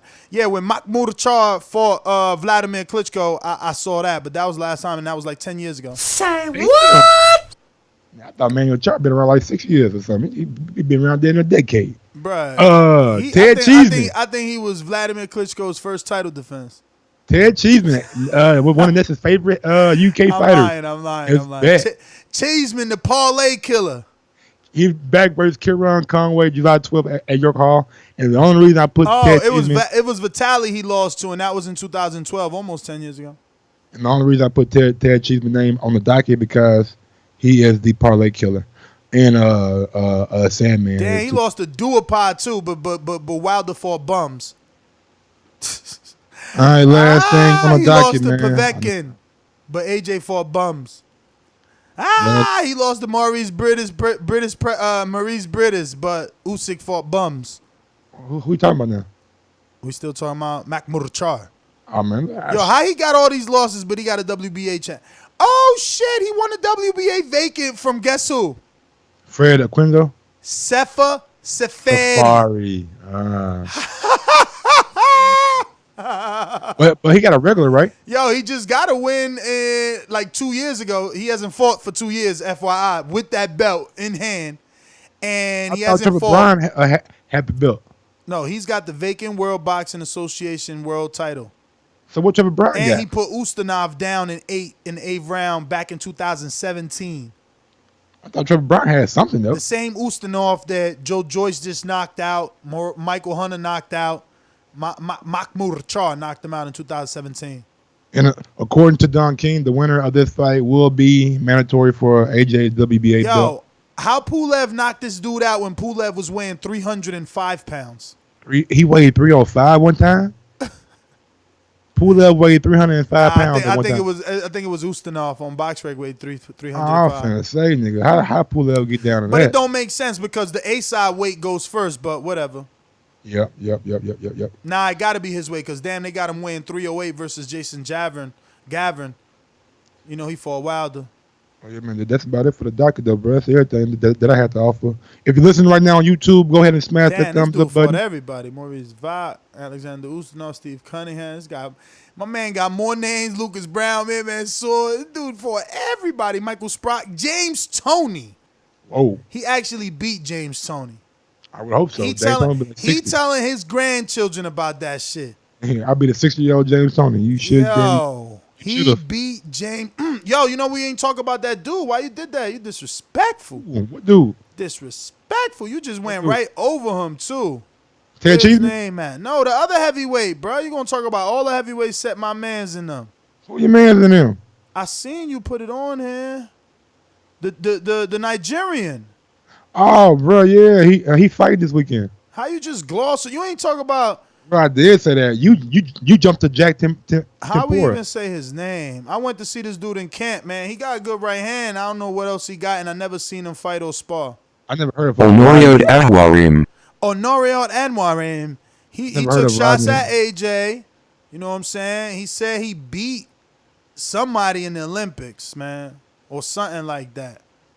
He gonna have to show us. You know what I'm saying? He'll be on that Fox Sports 1 card if you want to check him out. He's in an 8-round fight, so he should be Let me see either. who he fighting. Rodney Hernandez. Who the fuck? Who? This only an 8-rounder too. They taking him slowly. I mean, I hear that though. It'll probably be the first fight that's on the Damn, television. F.A. Ajagba just beat up Rodney, excuse me. FA beating up everybody though. F.A. beat him up in 2017. Knocked him out in cinco. Damn, Jonathan Rice got that unanimous decision on. Shout out to Jonathan, even though he got a couple losses. Joey DeWelko got a draw. Oh, shit. Zhang Zhang took him the distance. Big ups to Jonathan Fitch out in the chat. Troy Sergey Graham. Kuzman took him the distance. Roy in the 504. Adam Kovnacki took him the Hunter took him the distance. Big up Canna. Kajanu took him the Damn, this dude ain't getting knocked out. Only one dude knocked him out, and that was F.A. motherfucking the Nightmare Ajagba. So you saying there's some African pressure on our man then? Definitely, because he was talking shit about the other Nigerians. If I ain't mistaken, he was kind of saying like somebody. I don't know. Go check my interviews, man. Just copy and paste his name into the YouTube. My interviews will come up. But I know I believe he was talking a little bit greasy, like. You know what I mean? But let's open up these phone lines. You done? Big up James Doherty. Big up Chase Athletics. Big up SW. Big ups to everybody out there in the chat, man, showing love. Who you bigging up, man? Smash that thumbs up button, man, before we come out with your fucking head. Bigging up, man. Bigging up all these bums, man. You bigging up all these bums. We got 1,000 likes? No, we got 133. I got feelings, bro. I be feeling away, bro. I be feeling. I be feeling away. You know what I'm saying? Yeah. Niggas ain't hitting that thumbs up. You out here shouting niggas out, man. DJ 34 in his bitch. Man. You know what I'm saying? Top King in this bitch. Who? I don't know, man. Yo, you still shouting niggas out? Muchas gracias, Mexican style. Muchas gracias, champion, campeón. Remember to rate us 5 stars on iTunes. These calls are brought to you by El Camino Electrical Services, experts in electric vehicle charging stations. For consultations and turnkey installation, visit us at elcaminoelectricalservices.com. I think it said mucho gracias, champion. God damn, boy. He put that English and Spanish together so beautifully, nigga. Real. I'm Barack Obama, and I support the boxing voice. Thanks, Barack. Appreciate that shit, man. We doing that now. We just making niggas think. What happened? Hey, shout out Barack Obama, man. Listen to the podcast, man. We out here. Man, look, everybody, that's what I'm saying. Everybody done sat down with us, man. Everybody done sat down, know what I'm saying? Let those that want to duck, man. Hey, I might do one with Martin Luther King Jr. This is Martin Luther King Jr. and I support the boxing voice. Yo, why you trying to act like my shit fake? Like I ain't get that drop from Barack himself. Hey, I might do one with like Kobe did with Heath Ledger 6 months after he died. You know what I'm saying? Get some advice and shit. You feel me? I don't know, man. I'm gonna go fruities, man. Yo, don't be hating on my Barack drop, man. You ain't man. You ain't getting no Barack drop. I got the Barack drop. Now you want to hate on the Barack drop. It's only one Obama I want to see dropping. I mean that with the utmost respect. Any of you radio personalities think you want smoke? Call me Mr. Chimney. I want smoke. Yeah, I mean, Joseph. If you ain't never seen West Scholar on a side view, good God Almighty. Who that? Michelle Obama, boy. You ever seen her from the side? Damn, bro, you looking at people grandma, man. Go ahead, Joseph. No grandma. This motherfucker right She here. ain't got no grandkids yet. Come on, bro. Stop stealing people's time. Looking at old people butt. I'm trying to shop my guy for his fight tomorrow. He walking all over my car, man. Who that? But shout out to everybody competing in Border Wars. Shout out to Ness and Mike, man. Hope everybody does well tomorrow. Hope everybody shout out Michelle comes Obama. out with nothing crazy. I wish I could be there. I was sitting at work today. I was texting my brother Matt. I was like, damn, man, you know what? Like, how crazy would it be to just say fuck it and fly to New York? But then I looked up the prices and changed my mind real quick, went back to work. But man, you a truck driver. You no, should have man, been I'm coming excited. over here since Wednesday. You and your brother could have just I rolled gotta over make here. money. I know it. But now we're gonna be at the next one for sure, man. That's what I say. I got my eye on Mofongo and Santiago, man. I want the winner of that. If we can get that made for the next fight, that'd be great. So that's the one I got my eye on. Shout out to Eric Cruz, Anthony Edwards, everybody competing. Hey, what's the deal with the belts, though, man? After all that craziness with Jose, I just stopped following along. I Did we just seen that decide shit what in was the gonna chat, happen? man. Y'all going, hey, you kicked Jose out the chat? Man, we ain't gonna be standing for Oh, that. he left on his own. Hold on. No, let's put him out, nigga. He left on his own to listen. I kicked him out twice. Niggas keep bringing his soft ass back. Man, y'all got respect Jose, man. Respect what, man? He cheating. injured. He out Nigga, here Achilles. cheating. Man, bro, he sabotaged the event. Man. He like Brad Pitt in that movie. Man. Yo, hey, Mike, but you better do work tomorrow, man. Yo, why y'all sleeping on Mikey, man? Everybody saying Mikey better do work. I'm coming for it, big dog. Trust me. Because Trust Javi me, was big dog. hating on him earlier. No, man, got a lot of pressure on Mike. You know what I'm saying? Everybody expected me to win, just like AJ. They see Fall coming in, but they see Andy Ruiz coming in. I've been on They Team Mike. don't expect these guys to come in and beat the A side, and I'm not gonna let it happen. I know what I have to lose tomorrow, and I promise you, this shit ain't going down how y'all think it's going down. Mike ain't never been in the ring though, and I still think you should come out to some Chameleon there tomorrow. Nope. I still think he better come out to Chameleon in his headphones. Come out to that Jeezy. He better come out to that Chameleon in his headphones. Wait. He gonna come out to show you how to get your shine on. He gonna start it off right tomorrow. You know what I'm saying? I just on a fucking mixtape aside. You know what I'm saying? Some of that shit they don't know about. I thought you was gonna come out. Yeah, I thought you was gonna come out to Kevin Gates like Devin Haney, or with Kevin Gates like Devin Haney. Kevin still got time. You know what I'm saying? He said he leaving Brooklyn tomorrow, like around 6:30. So he probably can't make it. But before I go on this call, how is Callum Smith fighting a smaller fight or a legacy fight? That don't make no damn sense. You gonna fight a middleweight for your legacy, and you a 168 pounder? I mean, come on, bruh. Them dudes is accomplished, though. I hear you, though. I hear you. Alabama. I want Joshua. Joshua, come and see me, baby. Well, if he doesn't have it, No more ducking, no more dodging, no more excuses. Boxingwoods.com. Quack, quack, quack, quack, quack. Affleck. Niggas still in his feelings. Both of these niggas, man. Hey, man, I'm here. Y'all niggas, go have y'all fun tomorrow, man. But if y'all keep teasing me, I'm gonna get that voodoo put on both of y'all niggas. Keep playing. That voodoo gonna come. Motherfucking hamstring go out in the middle of the fight. Mike, your goddamn bicep gonna go out. Don't play with me.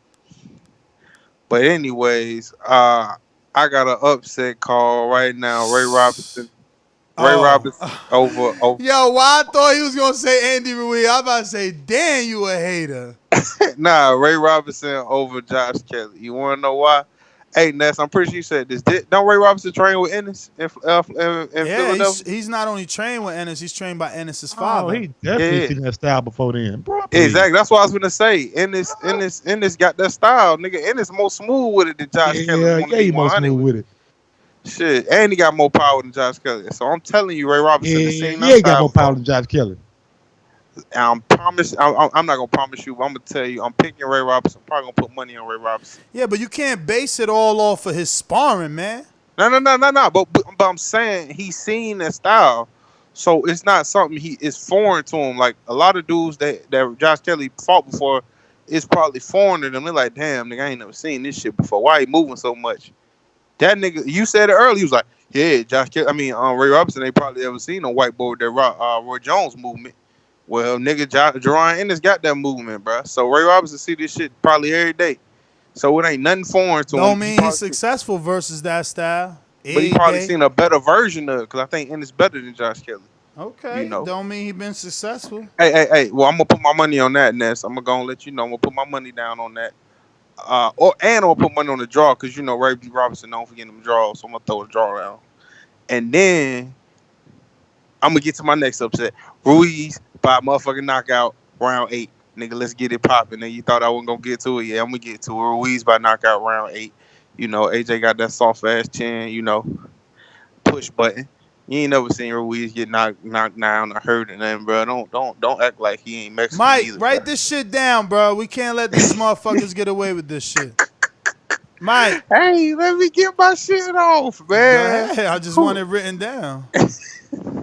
All right, Callum Smith gonna win though. That nigga and got the goddamn push start the chin. He picked Ruiz by round 6 knockout. Please write that down. 8. Give me 8. I said 8.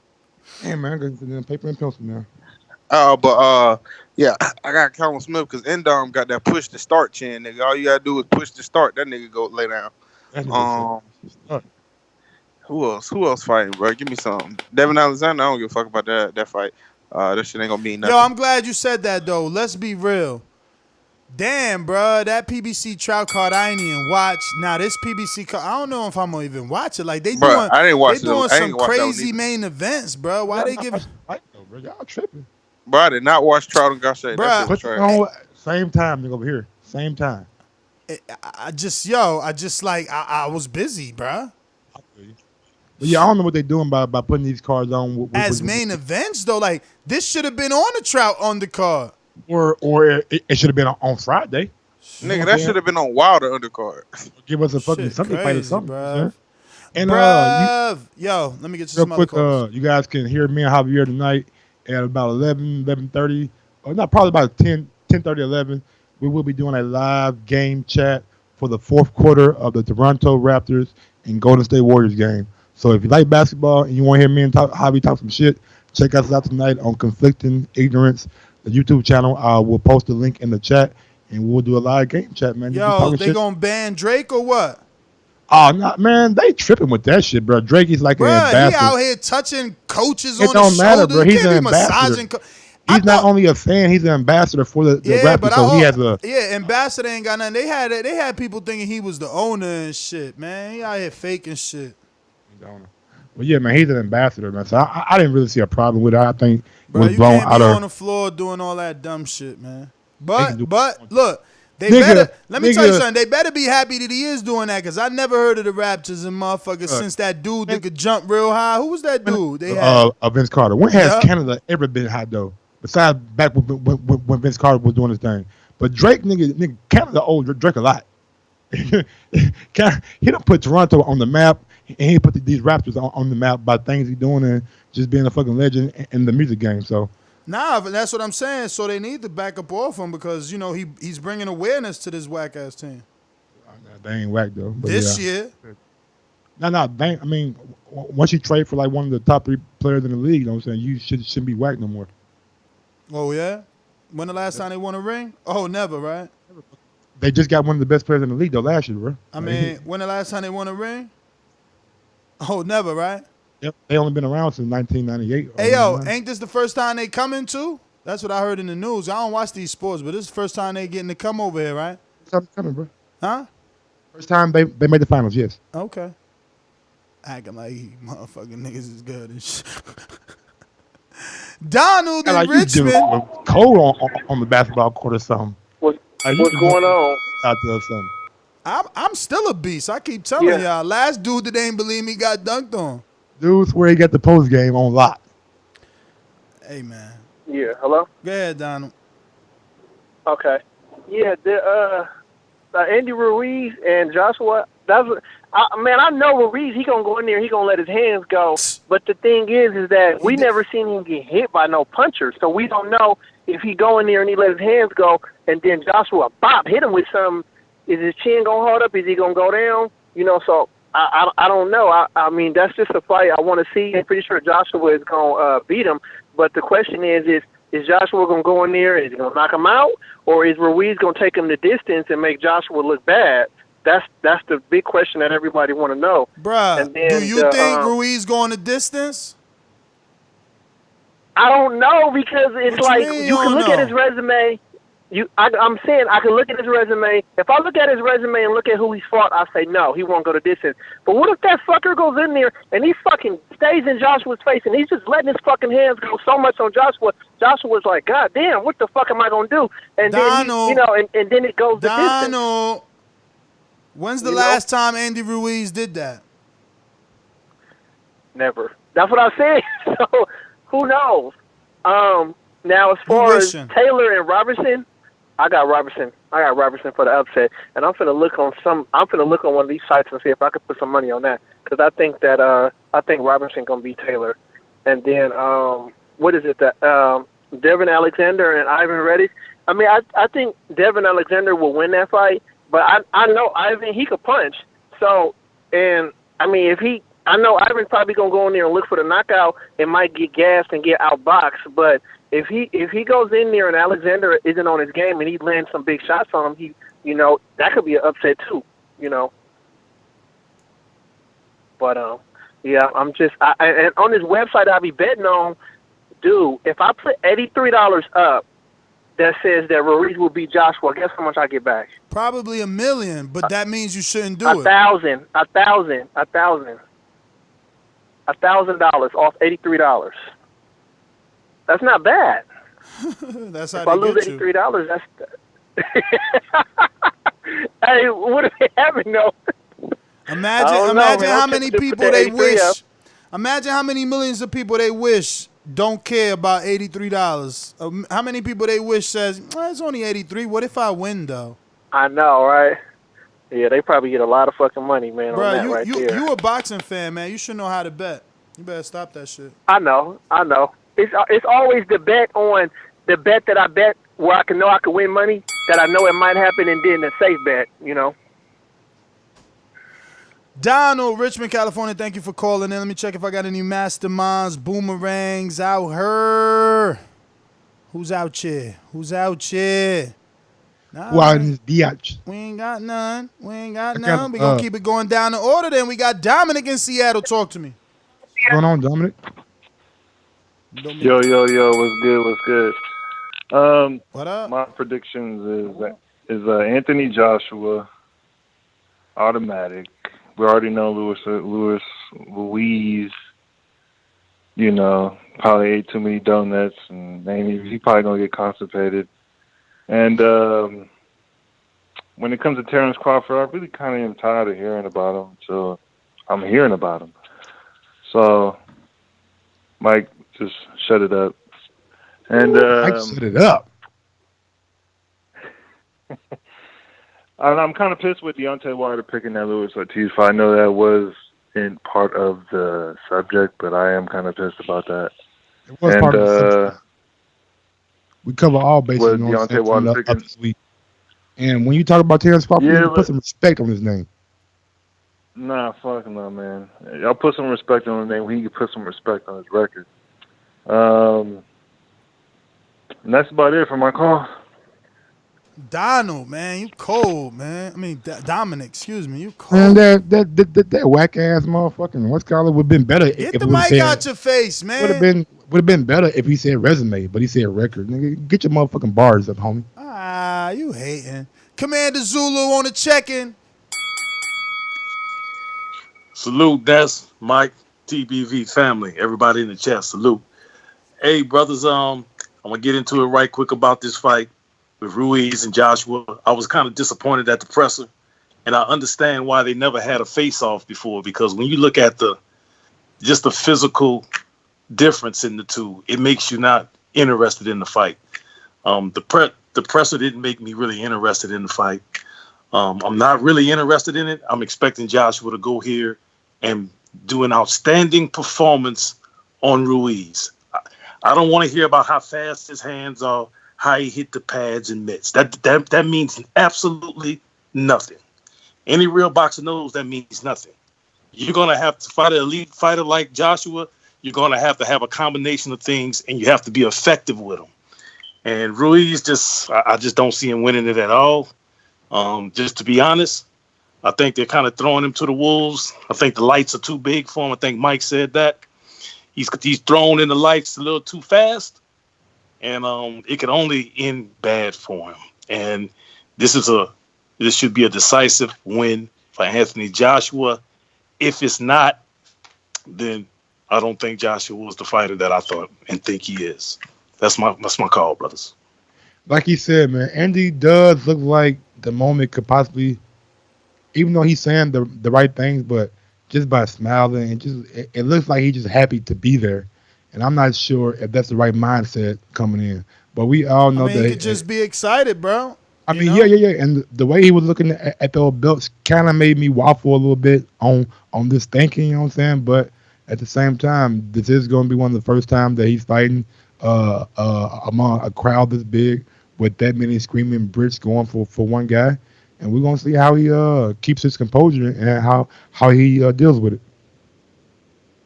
Yes, sir. Let's get these lines moving. We got Noah in Cali. Talk What to up, me. Cali? Stand up. Long time, Noah.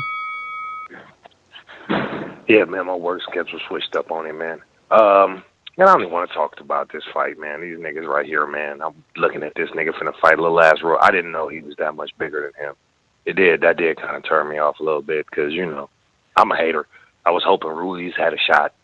But I was looking at that, I was like, nah, he finna get demolished. What I did want to talk about was this Thurman thing, because me and my boys was sitting down talking. We was like, what the fuck is Keith doing? Like, because he's so smart, right? Like, we all know this. He's like one of the most articulate boxers that we have on the deck. But why does he keep doing this? Like, why does he keep, like, curving the media the wrong way? And then I started to think about it, and I was like, this fool's going pretty boy, from pretty boy to money. Like, you know what I mean? Like, it got to be a good guy and a bad guy. And Spence is the good guy, so if we both try to be good, he's going heel. He's going full-blown heel. I'm the bad guy. Fuck what y'all talking about. No, you get to fight when I say you get to fight. He ain't trying to be politically correct. No, nigga, I said it's going to make, he ain't big enough. Right now, Spence probably bigger than you, bro. Like, but it's like, he ain't big enough. No, nigga. No, I said, no, I'm the king. I'm Ric Flair over here. And we was talking about that, so, I mean, I want to hear what y'all think about that. And yeah, Robinson I think Robinson for the upset. You know what I'm saying? So you can go ahead and line me up for some crow, Mike, for that one. I got you, nigga. Me too, bro. Be all with you. Me, you, man, and Javier so far. No, I'm just saying. Especially when he said Ennis over there, that's even more the point. Like, it's like, man, who you think will win between Ennis and Kelly? So that's a real close style. But who you like better? Ennis. Yeah, exactly. Ennis. So if I'm seeing somebody every day, if I'm going up against, I don't know, Mutombo in practice, and I dunk on him occasionally, and even if he blocks my shot, bro, do you know what I'm doing to Sean Bradley when I see him? Do you know what you're about to do next when you see him? Put nuts in that man's face.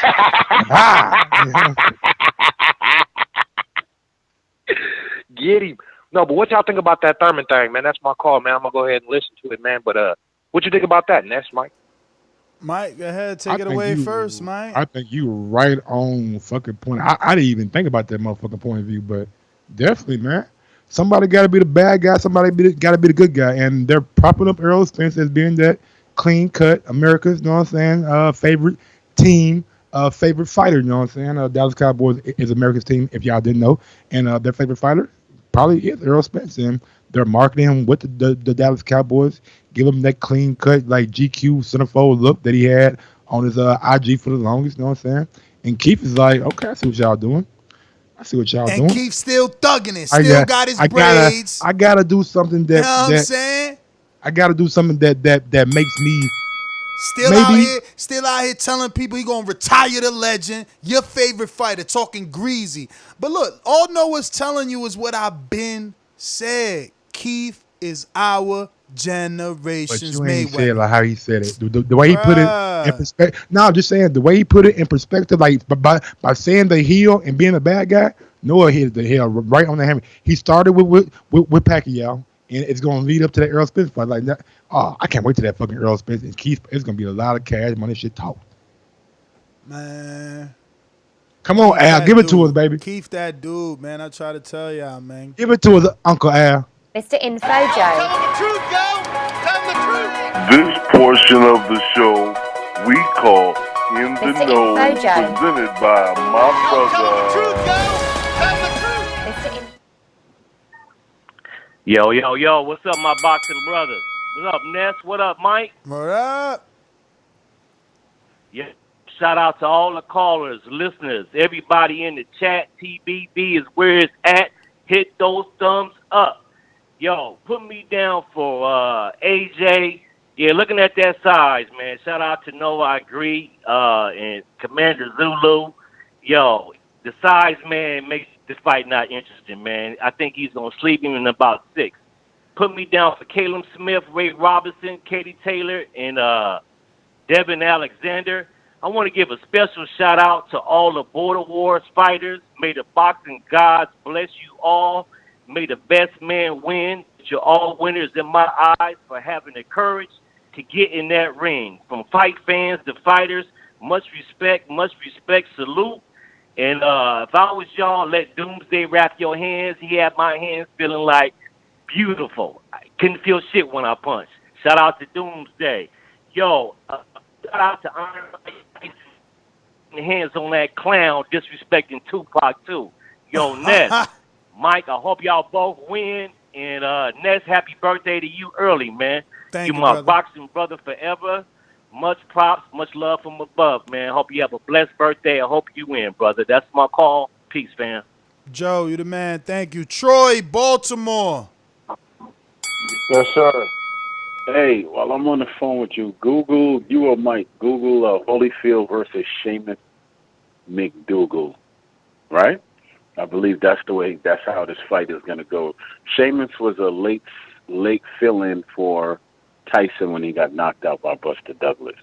And Holyfield put him through the ropes in about the 4th round. He gave him a little bit of difficulty maybe in the 3rd round. Then in the 4th round, Holyfield caught him with a monster left hook. Fight was over. That's what I would like to see happen on Saturday. I'm not clairvoyant, so I can't tell you what is going to happen on Saturday, but I would like that. I would like it to play out just like that. Just like that, because then we'll have something to talk about. You know, you have one fighter who knocks somebody out in a couple of seconds, then you have another fighter put in a little work, but he still also had an exciting knockout. Everybody can have something to talk about, and the boxing beat goes on and on and on and on.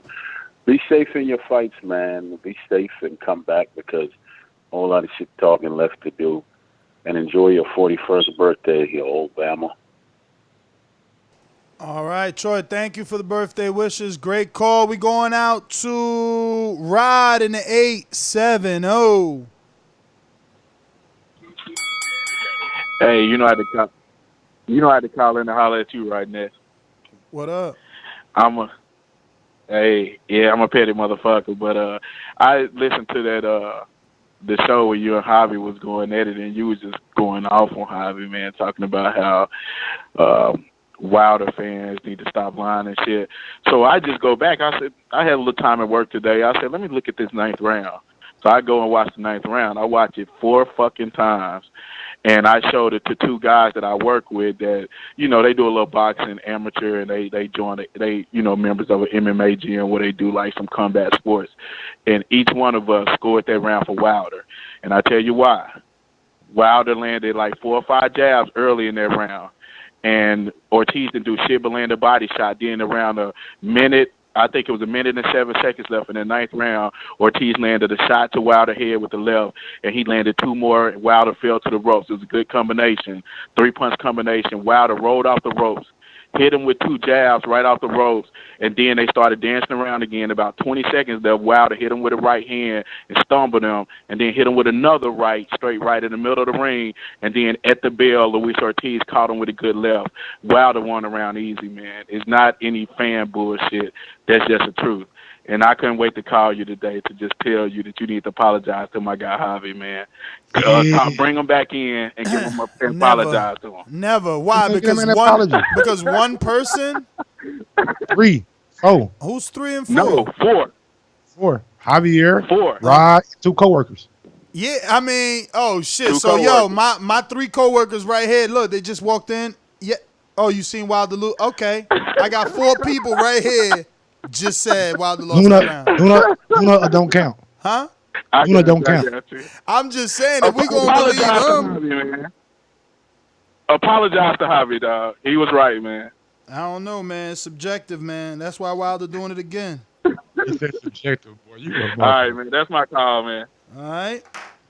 I don't know, Thank you. y'all. Y'all Yeah. think Wilder won that 9th round versus Luis Ortiz? We got a brand new caller to 719-432. 719-432. You a first-time caller? Say that you are and get this first-time caller intro and do your thing. I called like some years ago, man, but I'm What's a your new name, caller champ? now. Jeremy. Jeremy. Allow me to reintroduce myself. My name is Colorado. Jeremy. Jeremy. But yeah, I'm working on my little YouTube channel and my shit, but I'll be commenting on all y'all stuff. Just say Stone Bone Boxing. But hey, real quick before I say this, so I'm sitting in here, my girl just walked in the house.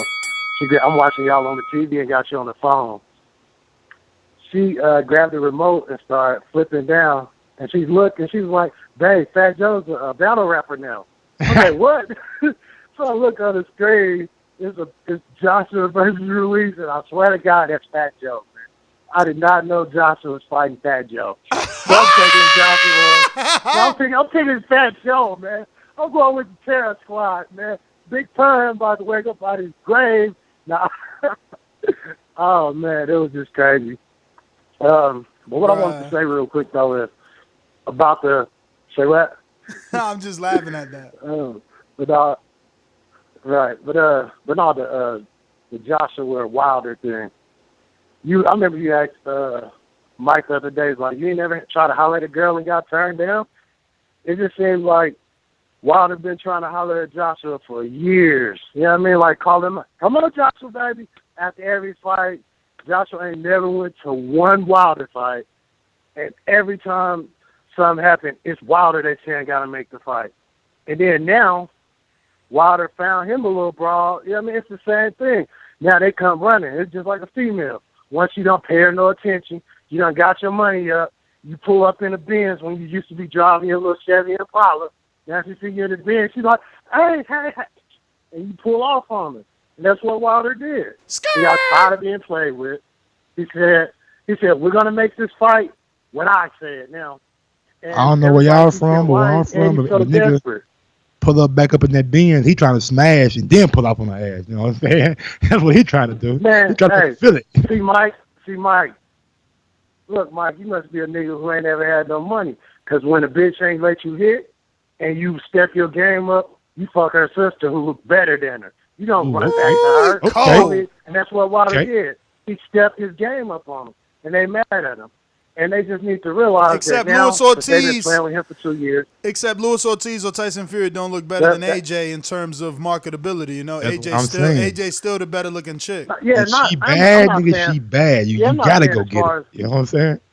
Yeah, I'm not saying as far as the marketability, but I'm just saying that he has figured out his plan. Like we were talking about, Big Hearn said we got an 8-fight plan. Wilder ain't part of that plan. Joshua said 2020. Hearn said 2021. So Wilder said 2020. Oh, you're a ducker. But I can go on file and look at them all saying 8 fights. There's 6 fights into that plan.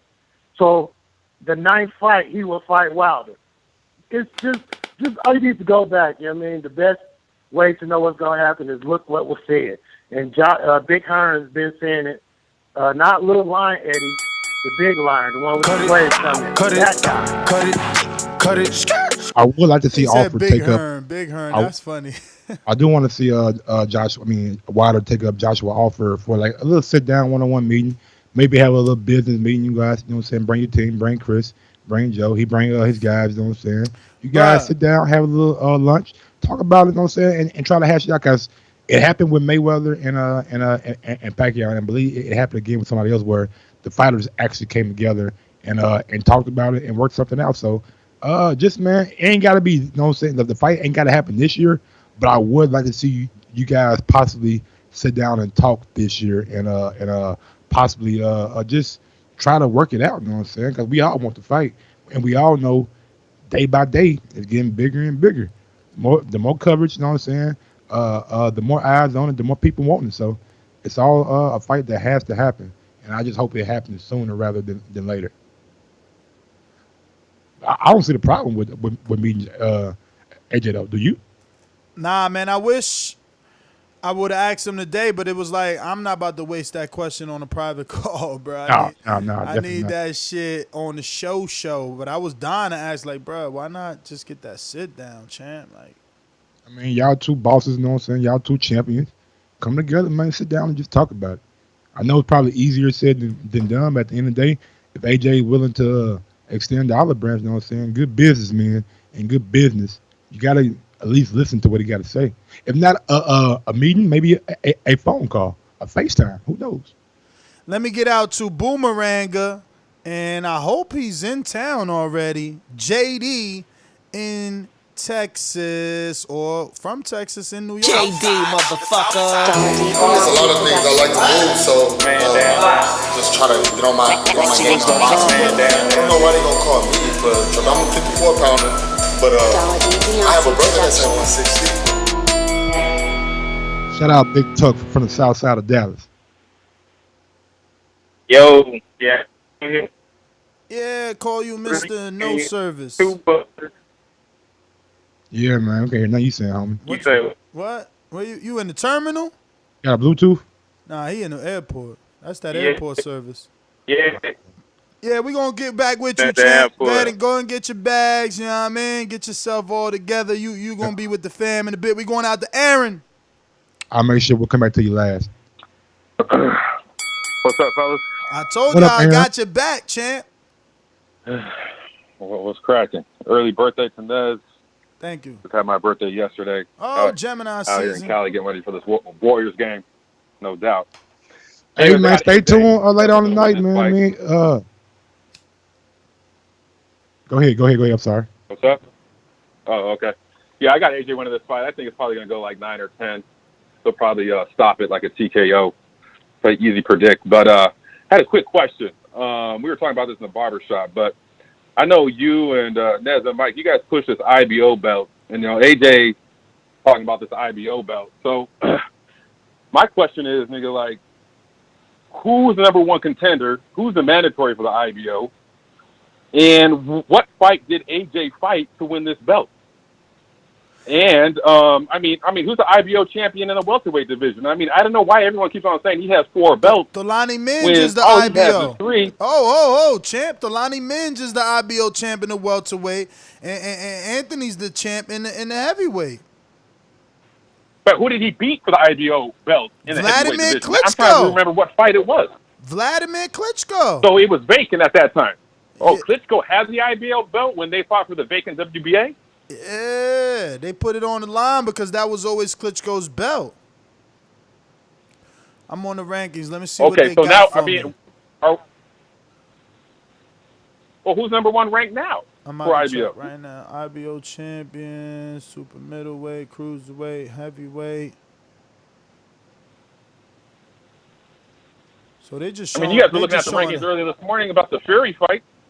About Fury, and you guys were looking at the rankings. You only showed the four belts. Why didn't you show the IBO rankings? Like, if we're gonna give clout to the IBO, I mean, listen, I want to, but you know what happened? My rankings guy wanted me to do a poll. He's like you. He don't fuck with the IBO. I fuck with the IBO. Yeah, I don't understand why people. I think it's disrespectful. It's not up to us.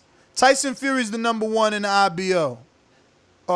Contender in the IBO. Dillian Whyte is number 2. Povetkin's number 3. Pulev number 4. Ortiz number 5. Dominic number 6. Adam Kornacki number 7. Dominic Brazil was number 6. Number 9 was Oscar Rivas. I don't know why they skipped 10, but okay. Joseph Parker, and then Tom Schwartz, Andy Ruiz Jr., Ajit Kabel, Philip Hergrovic. These rankings sound better than most of the fucking rankings, okay? All these, it ain't one person there that I said, who the fuck is that? And only one I can say who the fuck is that is this dude, AJ Spawn partner. He getting mad fucking clout for being AJ Spawn partner. Oh, and he beat Derek Chisora though too, right? Right, Mike? Mike. Who that? Okay, so essentially we're champ, saying you had your 3. You wellin'. Who beat Derek Chisora? Say that again. Ajit Kabel. Oh yeah, he boxed the shit out of Derek Chisora. Bro, look at these rankings, bro. Look at these top 25, man. I'm gonna just go back 13 is Phillip. Otto Wallin, 14. Okay. David Allen, 15. David Allen, 15? 16, Sergey Kuzma. 17, Joyce. 18, Derek Chisora. 19, Nathan Gorman. 20, F.A. Ajagba. 21, Christian Hammer. 22, Robert. Yo, these are better ranked rankings than I've seen in a long time. They are. What ranking is that? That's the IBO in the heavyweight division.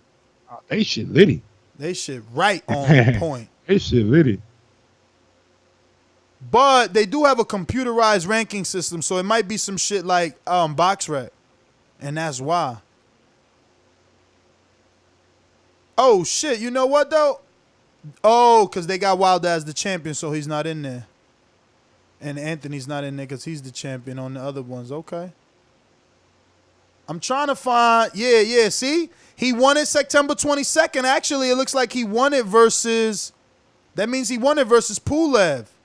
So did Pulev have this belt? Not Pulev, excuse me. Alexander Povetkin. Anyway, moving on. We got another new caller. 917-544. First time caller. 917-544. Oh, this is KO in New York, right? Hey, Yeah. What's up, Ness? KO came in the building. He here from the UK. What up? What's going on? Chilling. Listen, yo, how do I come to Border Wars tomorrow if I just want to come around? So you just want to come to Border Wars? You ain't going to the weigh-in for the AJ weigh-in? Yeah, I'm going to go as well. You know. There ain't no way you going to make it, champ. AJ weigh-in is in New York. Border Wars is in New Jersey. We'll find a way, man. When there's a will, there's a way, innit? I hear you. I will give you that on Patreon, that information. Hit me up. Cool, man. Yeah, I already hit you up, man. Yeah, just respond. I did respond. You ain't see it? Yeah, I responded back to you, champ.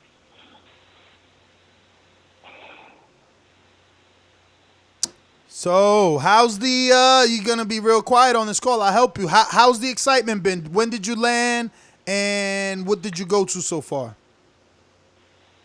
Yeah, just landed not too long ago. Just checked into the hotel, really. Oh, so you didn't get any press conference or fight week action? Nah, well, I'm not able to do that. But yeah, I'm looking forward to this fight, man. I think it's gonna be a good fight. I expect AJ to do the business. I think he's going to try and make a statement with Ruiz. So it's going to be a violent knockout. Watch out for it, guys. All right, man. So, yeah, that's all you got for us, champ? Yeah, I mean, all listen, right. I ain't got. I don't have time for Wilder today. All right. Normally, I'm always, Yo, this is a better connection than your Skype connection too. You see how the queen can't deal with your internet over here? Stop it, Les, man. No, listen, you sound better. I'm telling you, KO. I mean, the people are gonna talk about it in the comment section. You'll see. Yeah, but obviously, I'm calling from a cell, innit? Internet calls is a bit rubbish, generally. Oh yeah. It's not just the internet queen, in the UK. Always coming for our queen. You love the UK, you know, Ness. You know that. You slightly love the UK. I do love the UK, just not the internet. The queen said, y'all on dial-up. We ain't got broadband. They got AOL. The internet is not the best, but it's all good. It's all love. I think they're trying to protect y'all from the real world. No, it's not even that, It's just most of the time the internet, like with the 4G, is not that great. That's all it is. Yes, sir. But yeah, man. Yeah. Just send me the details, man. Looking forward to meeting you guys, and for sure, bro. Maybe one of these days I'll sign up with Border Wars if I can get myself fit. There's a few people talking a lot. I'd love to, get in the ring and give them some some beating as well. All right, well, hit me up, because it's fresh on my mind, so I can text you that. Lids Low, Decatur, Georgia, talk to me. Niggas talking, y'all talking. What up, Lids Low? Hey, what's cracking? What's cracking, fellas? Shit, I'm gonna, shoot right on into it, man. I got Andy Ruiz in 4-6 if he don't go the distance, but I got him in 4-6. Andy, what's that boy name? Joshua ain't gonna be able to deal with that pressure when that boy dig up in their chest. And for everybody who trying to do this whole size comparison, if you ain't never heard of this, then your ass in trouble too. It ain't the size of the dog in the fight, it's the size of the fight in the dog. You understand what I'm saying? And for the last thing, I want Wilder to come on to this fight, and then after the fight, I want him to do like Money did when he went to go holler at Pacquiao. Go to the goddamn hotel after them niggas after Joshua have his fight and had that private conversation, man. Do some man-on-man shit. So Wilder, I know you about that man-on-man shit, so show up to the fight and goddamn meet that man at the hotel. Y'all get this fight on the way. We need this shit next year, man. Ain't nobody trying to keep waiting for this motherfucker. You did. I'm out. My nigga Liz Low, man. Big up to motherfucking Decatur, Georgia, you know what I'm saying? The Peach State. Check out these welterweight rankings. Remember, Tolani is the champion in the IBO. Keith in the WBA. Sean in the WBC. Earl in the IBF. Crawford in the WBO. So Manny is their number 1. Danny, number 2. Urgas, number 3. I don't know that. Cadurio, Talilio, whatever. Abdul, whatever. That top rank dude. You know what I'm talking about? No? Yes, sir. Yes, sir. Yeah. Let's get Jeffrey to pronounce this shit. How you even say this shit? Cadurio Abdullah Karov. Oh, shit. I pressed search. I meant to hit talk. Come on, Jeffrey. Kudatiro Abdukorov. Kudatiro Abdukorov. He's their number 4. Okay. Welterweight. All right. Who is he again? Again, outside of all the champions. They got the champions already. Terrence. Where Danny at? Number 2. Hey, who number 1? Manny Pacquiao. No belt. No belt. Okay. They did him right, man. They did him justice.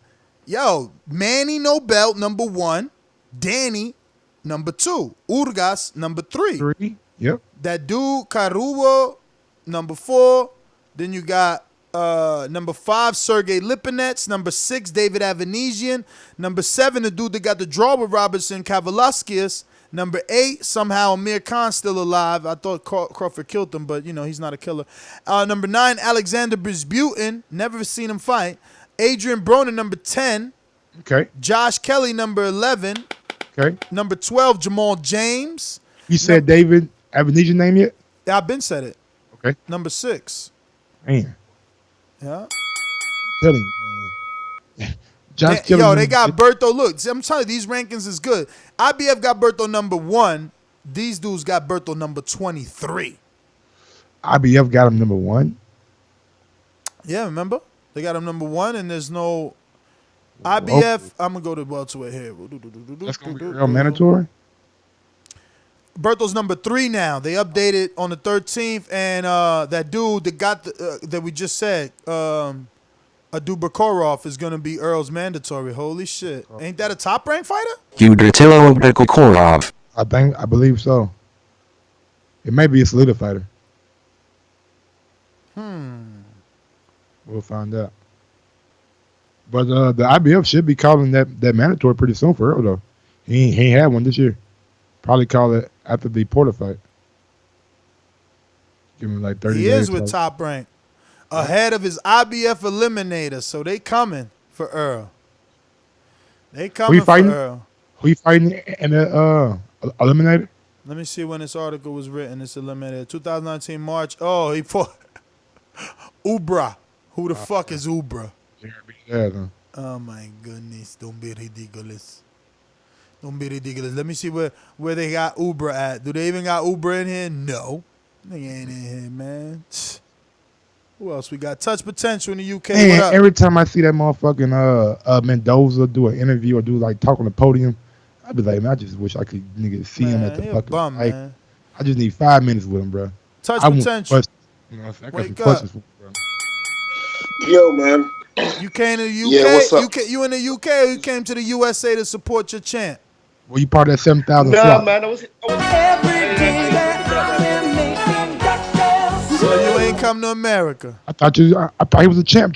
I was here a month ago, man. I was there a month ago. Was AJ here a month ago? No, I come for the Crawford fight. Man. Oh, you came for Crawford guy niggas coming overseas to see him, nigga. Yeah, I came over, You know man. what I'm not one of those niggas, man. I'm there, man. I See you, back my big shit guy. up, man. Hey, man, you got. You know what? I ain't gonna say nothing else for the rest of your call. Oh, man, you're the man, Mike. And good luck for tomorrow, man. I'm rooting for you, man. And good luck to you, Ness. You fighting tomorrow as well, Ness? Yes, sir. Thank you. You're the man. Yeah, man. How do I upgrade my shit so I can actually watch your fights and stuff, man? I think you gotta be on the $15 tier, right, Ness, to watch the Border Wars. Nestor Gibbs. What? Don't you have to be on the $15 tier to watch Border Wars? Nah, $5 tier. Yeah. So I got to step up by $2. Yeah, Yes, man. sir. That's it. Thank you too, man. Yo, We appreciate it. Breaking news. Press conference tomorrow. Exciting new heavyweight signing press conference tomorrow at MSG. Eddie Hearns to unveil new heavyweight star. Hey. Do you know who it is? Is he a prospect or is he like somebody we already know? I was just looking. I was just looking at the other day at Tony. Is it Tony Coker?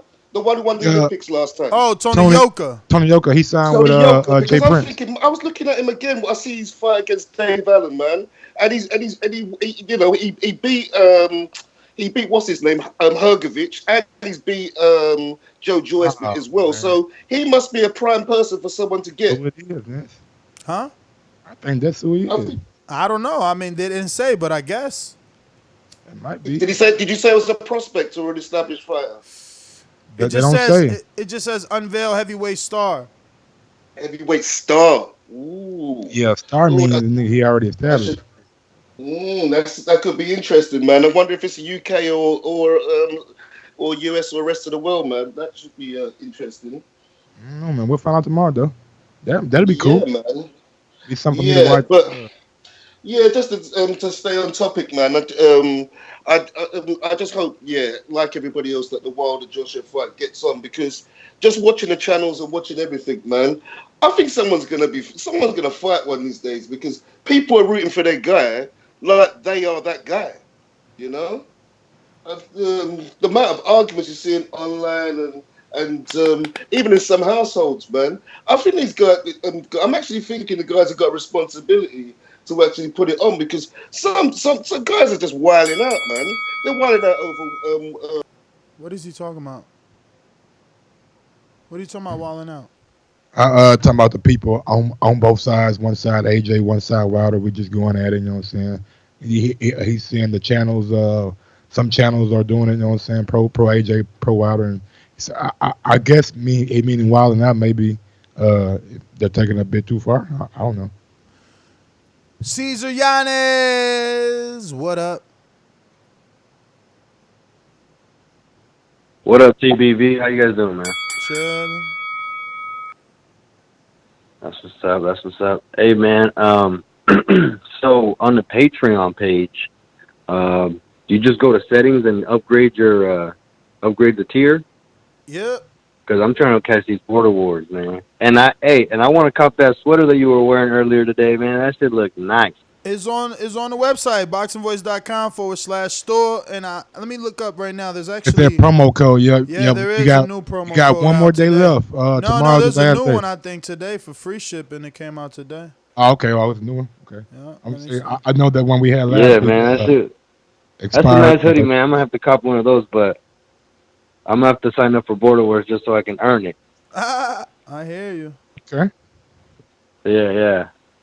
Because, I've been hearing you guys talk about Border Wars, man. It's real interesting. I myself, I'm looking to get back into shape, so might as well sign up and see what I could do. Free shipping June 1st through June 4th, and the shipping code is all caps SHIPIT19. So Saturday till the 4th, SHIPIT19, and the hoodie is dope. You know, man. SHIPIT 19, not the letter 19, but 19. Yes, 19. Correctamundo. Go ahead, SHIPIT 19. Got it. Yo, but on the fight, man, I never really realized how big of a size difference it was. And man, when I seen them face off, I was like, God damn, you know. I'm hoping that. I mean, I'm pulling for Ruiz just because, you know, that's my people, man. I feel like he's gonna step up to the challenge. It's gonna be tough, but I'm still pulling. I'm still sticking with Ruiz, man. I'm still sticking with Ruiz. I think that's if he stays in his chest, if he puts that pressure on AJ, works that body, I think he might be able to get it done, slow him down. But we'll see how it goes, man. Man, shout out TBV. Happy birthday, Ness, man. I hope you have a great one. Thank you, brother. And you guys have a good night. All right. Hey, man, I just want to give a big shout out. Burn his mic down. I want to give a big shout out to Mike Tyson. You know what I'm saying? Bro, that shit was insane. Motherfuckers out here trying Mike Tyson like he just ain't no. I need a better clip of that, man. You know what I'm saying? Look here, bro. Look here. At the end of the day, you can be tough and all that shit. You can be a gangster. You can be all that shit. Bro, but did he really sometimes hit you gotta him? respect fighters, bro. These guys have done this their whole entire life, and you can get fucked up by fucking with one of these guys out here in public just trying to be tough and shit. Whack 100. I know you got a real street resume. I know you're a real dude. Mike Tyson, not the guy you want to just fuck with, man. And not only that, nigga, the streets love Mike Tyson, bro. The streets love Mike, so you might have beef everywhere you go now because you fucking Mike Tyson. Go ahead. I was just gonna say, did he really hit him? Because the internet is saying he got to hit him with a right hand. I don't know. I ain't seen But no the footage video yet. I seen, it just seemed like he went ham. He ain't get to nobody. Like people was holding him. He was going crazy on some like. I think they said he was on some they get was- off me shit. They were doing like a podcast or something like that. Yeah, and he Mike- like, get that motherfucker on my show. Get him on my show. Hey, Mike, you gonna come on my show? I'm gonna fuck you up. You gonna disrespect my friend on my show? Yo, he went crazy. Dude, you don't disrespect Tupac, nigga, around Mike Tyson. Bruh, but he acted like. That was his man, though, bruh. But dog, that shit was crazy, bruh. And Like, then maybe did you watch the video? I ain't seen the video. My I just- interpretation is like 10 degrees down, bruh. He was turned up. He was trying to rip his own headphones off. Shit was moving there. He's like, yo, get him off my. How would you feel if a guy you consider your friend came to your fight? Bruh, I could tell my died? man, I could tell Wack, yo, get the fuck out of here. That's it. Like, he wowed out. Like, that was that You don't button. know what Wax said leading up to that. Bro, it don't matter, man. He act like he was talking about his mother. He was wilding. Did you see the video? I'm watching right now. Yeah, watch that, man. Let me see your impression after you watch it. Just watch it. Cause I don't think you watched it. Let me get to what do we got here? Looking like everybody's favorite caller. BoxingVoice.com. It's money to shit. Working that bitch. Ballin' like Swish. Diamonds wet like a fish. Pull up with them sticks. Come fuck with the clique. We fucked on your bitch. She sucking the dick. I'm whipping the work. Hey, yo, what's going on? It's your boy, H Money, Mr. Dazn, the Boxing Boys 2019 Rookie of the Year. And yes, sir, it's fight week. Anthony Joshua. Yes, sir. Hey, look, Anthony Joshua, he gonna catch a body tomorrow, bruh. Saturday. The weigh-in tomorrow. Anthony Joshua. I told everybody, bruh. I made Devon catch a body last week. What about the week before? Deontay Wilder. He said he caught the body. I called it out. Let's go. Deontay Wilder is the most fair man on the planet. Can't nobody disrespect Deontay Wilder no more on the show. It's H Money, Big Draco. When I say go, nobody can diss him, bro. If anybody got a problem, call in right now, bro. Can't nobody disrespect Deontay Wilder no more, bro. It's over. It's over, bro. The rematch, bro. Deontay Wilder gonna knock out Luis Ortiz, bro. I can't wait. Deontay Wilder, the greatest heavyweight of all time, the most fair man on the planet. He the most dangerous man. Let's go. Anthony Joshua, the body. Saturday, everybody wear all black. Everybody in the UK is TMG. Eat money. You know it, bro. It's the money game. H Money. What's up? Devin Haney. We the new money team. We got the next Floyd Mayweather. He has to fight. Devin Haney has to fight. What's up with that? We turning up every day. Deontay Wilder. D Money. The Bronze Bomber. Let's go. We turning up. Let's go. H Money, this shit. Yo, Ali and Dago, what up? It's been a minute. Been a minute. Ale Kumaye, Ale Kumaye. Thank God that niggas seen another day. What's up, Nash? What's good with you, brother? Chilling. What's good, my brother Mike? What's good with it, man? Look. What's good, family? Look, man. This is in recent memory, okay? Tony Harrison failed his first title attempt. His second title attempt, he won. Julian Williams failed his first title offense. Second title offense, he won. Ruiz failed his first title offense against Parker. He's not going to fail this time. He's going to do it from Mexico, baby. Let's go. Yeah, right. Y'all bugging. That's my call, brothers. Ali and Dago. Yo, Mike, you writing this shit down? You know that's Ali now and motherfucking Javi. Somebody else pick, man. You got to wake up, man. You got to get these dudes, man. Look, Mike over here watching the basketball. You watching the You cheating on us? No, bro. I'm watching the fucking Mike, but I can't find it. Only thing I'm finding is like parodies. I'm not finding like the actual video. Oh, damn. How do I see it? That's so I think you watched the parody, my nigga. No, hell no. Hell no. Hell no. Hell no. Hey, man, somebody in the chat, man, post me that fucking link. Hell no. I seen that. The real shit. Oh, shit. Wiz Khalifa. They smoked hella weed.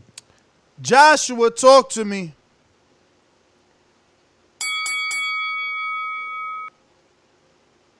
Yo, Joshua, 503. I got that wrong. What's going on? Whoa, what's going down here? All right, Vito in Malaysia. What up, Vito? What time is it over there, Vito? Is it early or late? Yeah. What's up? Damn. It's 9:22 a.m. Oh, it's early. You all right? Yeah. Damn, yeah. you a whole 12 hours ahead of us. Holy fuckerage. We're behind. Yeah, that's why I missed most of the show. But I want to say, Ness, is it your birthday? My birthday. Happy birthday, brother. Oh, birthday tomorrow. Happy birthday then. Thank you. H Money, if you're listening to this, whoever your dealer is, I want the contact, really, because the shit you're smoking is consistent. I don't. My nigga said consistent, nigga. Damn. Anyways, a lot of people are sleeping on Andy Ruiz. I guess, you gotta big him up. You gotta big him up. That's right, because you like a AJ. lot of casuals. But listen, I'm not a biased fan. I'm a fan of boxing, and what Andy Ruiz bring will give AJ problems, especially in the early round. So I wouldn't be surprised if an upset take place. What? And yeah, upset. Yeah, no, I'm not picking an upset, but I said I won't be surprised. What I'm picking is either a late stoppage or decision, but nothing more than that. Huh. Yeah, you know, someone else said decision. I'm telling Mike, people putting money on decision, yo. That's all you got, Vito? Yeah, that's all I got. You know, there's a lot of fighters fighting. No Callum Smith talk. No. Come on, all those are just fillers. Introduction of the UK, the Brits to the US. American public. Yeah, sure. Yeah. The fighters, the people they're fighting. The only fight that will be competitive is Katie Taylor's fight. The rest would just be one-sided. Yeah, right. Who the fuck is Dolphin? Vito, I'm out. Let me get to a new caller in the 908. Who this? 908-265, first time caller? No, bro. You keep you don't set my number every time I call. Bro. A day, ADE. A day. You got like 8 numbers, man. Oh my bad. Yo, listen, I don't know what you're talking about. This fight, the buzz to this fight is boring as fuck, yo. This shit put me to sleep. I was watching the conference. What's it called? I was sleeping, bro. That shit was boring, man. And I don't know. Even what's it called? Andy Ruiz, coach. He said himself, he's like, we're gonna give AJ a run for his money. He even said they're gonna win, bro. That's what the coach said. So, yo, it's a late minute replacement. I don't know what you're talking about. Oh, this fight is gonna. Nah, man, this shit is an easy win. AJ's gonna slap his ass. What round? This shit is just stupid. Round, probably let's say 4 rounds. He gonna out-muscle him, just beat him up. Like, come on, man. It's a mismatch. The man is like 5'10". Talking about, even the coach talking about, yo, coach like we gonna give him a run for his money. The coach said we not gonna win. So what the fuck we watching? Stupid. I'll watch the undercard because I think that makes it fun because the undercard's kind of stacked, but that shit is trash, bro. That shit is trash. I ain't even gonna lie. They should have paid Ortiz $20 billion, whatever he wanted, and get that fight on, but that's my call though. Save my number, Ness. I got you. It's saved now. I got you a day, just like I got Aaron. I saved his shit now, man. It's on. We doing it. Big things popping. How T.I. said it? How it was? Little shit, big thing. How it go? I forgot already. That was old. TJ, what up? Mr. Sims, talk to me. I think good shit stopping. Ball only, man, being broke is not an option. Mr. Sims. You got me? We got you. Oh, okay, yeah, man. What's going on, fam? What up? What's the business? Not much. Hey, man, have y'all ever thought that maybe Wilder wanted to be, even if he want to get his name back out there as like a phenomenal boxer? Like, think about it. He going back to a weight that he's supposed to be. His own words, like, get involved more back into nutrition and everything. I think he know he can have a better performance. You know what I'm saying? We done seen him with power like crazy beforehand. But this last fight with Brazil, man, it just looked crazy, man. When his neck snapped and everything, it just looked crazy. So I know for a fact he want to prove himself as that guy, that size, that image, everything about him. Also, do y'all feel like he gonna once he beat Luis Ortiz, if he takes that Kalinaki fight, y'all think he gonna do it this year at the end of the year, maybe in like December or so, and then take on Dillian Whyte maybe like in March of 2020? Because I feel like they mapping it out perfectly. It's definitely Kanagi end of the year, man. And I probably think Fury be in March though of 2020, not Dillian Whyte. You think Fury gonna take it? I mean, that's what. I'm not taking the Dillian Whyte fight, bruh. Wilder should just fuck off on Fury, man. He should do Dillian Whyte and other people, man. Fury, he should. Fury, I Fury. agree. Bro, like if you gonna catch feelings with AJ, catch feelings with Fury. Fury talking just as much shit. But he got a prior fight. You know what I'm saying? He wanted like y'all seen his post. He wanted to erase all doubts in people's minds. So I'm just going. Fury, I don't think it's just that, man. I think he don't like Herm. I learned about Wilder, nigga. When he started saying some shit, you might want to start paying attention. I think he was mad disrespectful the whole time.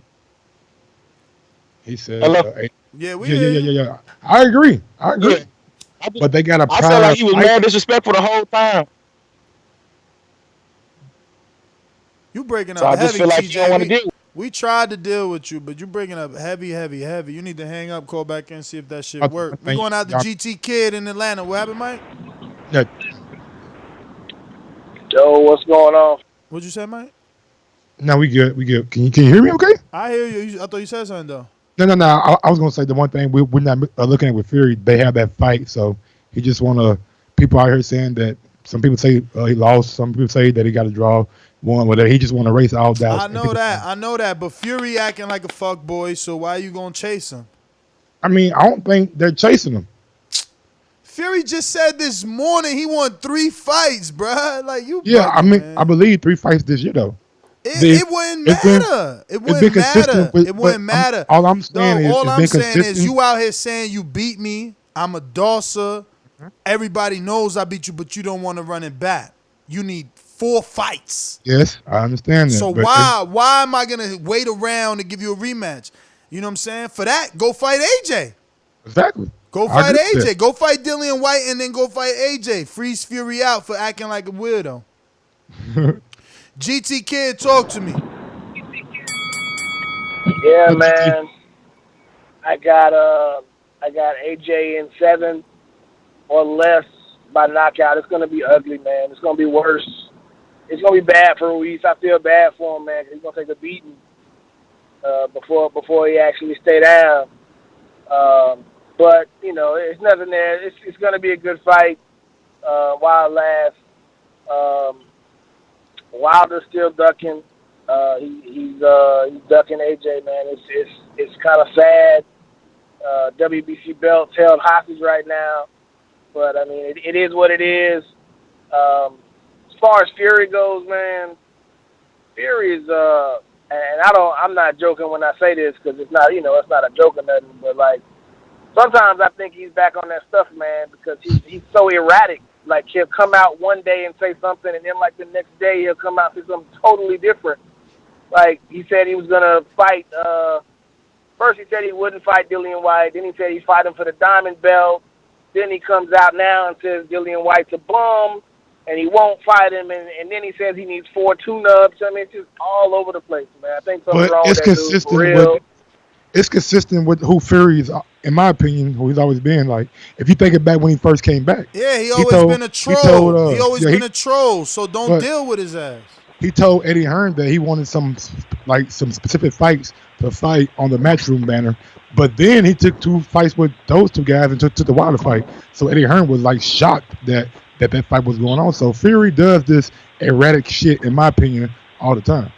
On dope or off dope. You like driving in the rain right now, champ. Big Trap, talk to me. Down. The windows down. Hey, what's up, y'all? Hey, I just want to say, Brian Jennings is gonna fuck Joyce up, man. Y'all acting like Where you from, homie? Where we calling from, big dog? Mississippi. I'm from Mississippi. You already know, fam. Okay, already.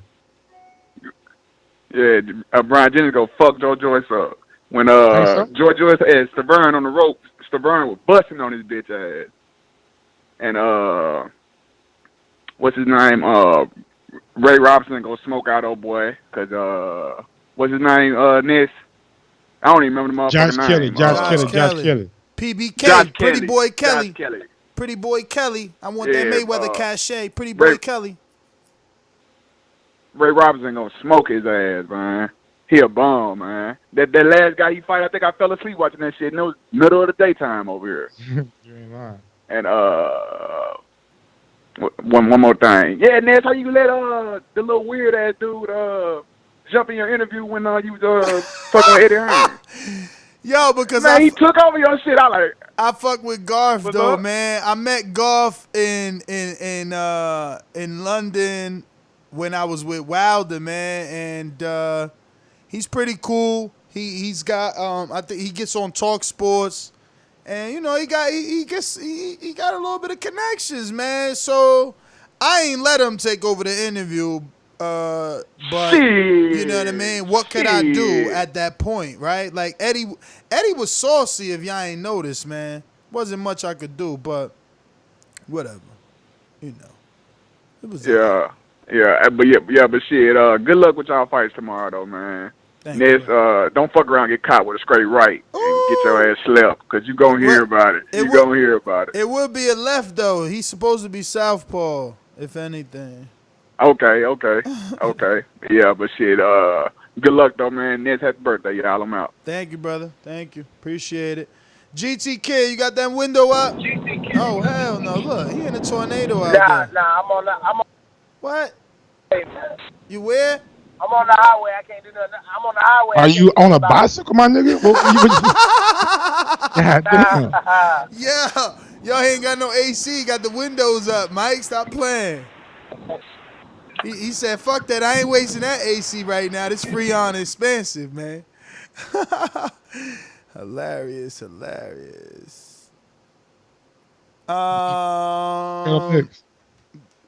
Joshua. I mean, let me double check this name, man, because If you are listening on YouTube right now, go ahead and smash that thumbs up button, man. It helps with the visibility of the show.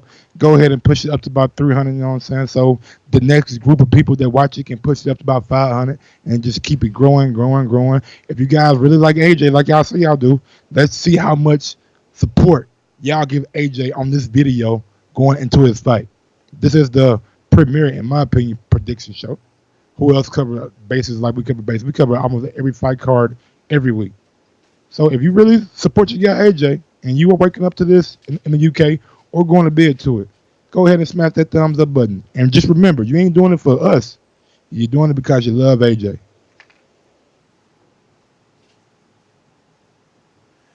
Yo, we got Brandon in Cincinnati. Yo, what's up, Mike? What's up, Ness? How you guys doing? What up? What up? All right, man. I just want to say good luck to you guys tomorrow. For everybody participating in Border Wars. Hope everybody have a good time. Don't get injured, nothing like that. Everybody make it home safe to their families and shit after it's all over. As far as the picks, I'm going to take Joshua middle round knockout, 7-8 round knockout. I think Ruiz gonna come in there, let his hands go early, but he's probably gonna get a little tired. Being he's only had like 5 weeks to train and shit. As far as that one, I think all the A-sides gonna win on that Dazn card. I think the only other semi-competitive fight probably gonna be the Josh Kelly and Ray Robinson. But I just think Josh Kelly is a little too young and too athletic for Ray Robinson. And as far as the Fox card, I want to see Devon Alexander win one more before he hang it up. I don't want to see him, end his career on a losing streak. So I want to see Devon Alexander win. I think Willie Monroe is going to probably beat Hugo Centeno. And I don't think it's no top rank card this weekend, is it? No, sir. Matter of fact, it is, but it's not an actual top rank card, but it will be shown on ESPN Plus. It's a card from Wales, and it will be headlined by Jay Harris and Angel Moreno. 12 rounds for the vacant European flyweight title. Craig Evans and Kieran whatever is on that card, but it will be on ESPN Plus this weekend. So if you guys want I don't know what either one of those guys is. So yeah, I don't know. And also, Francisco Rodriguez Jr. is fighting in Mexico this weekend too. Okay. But like one of the fights that's interesting that they announced that Joe Joyce and Jennings, that should be an interesting fight, man. Jennings is a pretty good boxer and mover and shit. And, the knock on Joyce is that he's kind of slow. So it'll be interesting to see how he deals with a mover rather than somebody that's going to stand right in front of him like, Romain Stavern did. So that's a good fight. But that's my call, man. Like I said, I hope you guys have a good time at Border Wars this weekend. Nobody gets injured. TDV him out. Brandon, man, thanks for calling in. We're going out to Joshua in Oregon. You there? Joshua? Going once? Hey, ¿qué pasa? ¿Qué pasa? I was about to say, do I got your name wrong or something? No, it's Josue. Oh, that's why you don't never answer. Let me change this. Sorry. That's all good, bro. Hey, aquí ya estamos para la gran pelea. Vamos, Andy Ruiz. Lleva esos títulos para atrás a México. Puto Joshua no tiene los huevos. Josh, viva, bitch. I heard viva that. Andy Ruiz. Viva México. I love Mexico, and Joshua was a bitch. I heard that for sure. He said Joshua don't got the balls. He said that's the warrior cry. Viva México.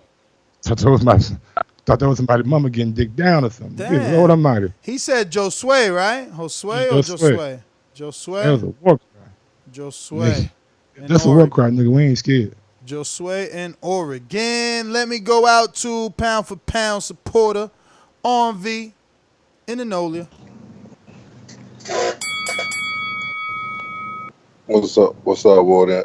I'm so happy that we're so excited at the Boxing Voice. I'm glad we're getting record numbers for this fight on each topic about Joshua. I'm happy that he's in America. He's about to prove himself. He's going to get a KO in the first or second round. His thing will go viral, and Jhack is going to be happy on Sunday. I'm glad all these things are happening. I pray for Joshua, and I hope he comes out healthy. That's it.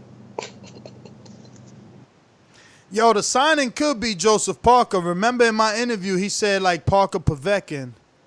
Oh, Mike dipped off and shit. Yo, so Mike, you hear me now? Big trap. Mike, this motherfucker, man. I'm out, man. I'm out on you, bro. Snake right here. Terrible, what R&B say? You left, bro. You ain't want that smoke, man. I was plugging my computer. I was saying that the signing might be Eddie Hearn signing Joseph Parker. Yeah. I think in my interview he was saying something about Parker versus Povetkin maybe. Say what? He said heavyweight star, right? Yeah, it says star. That's the only one that I see free agent on the landscape, and he ain't hearing no news about no fight with him.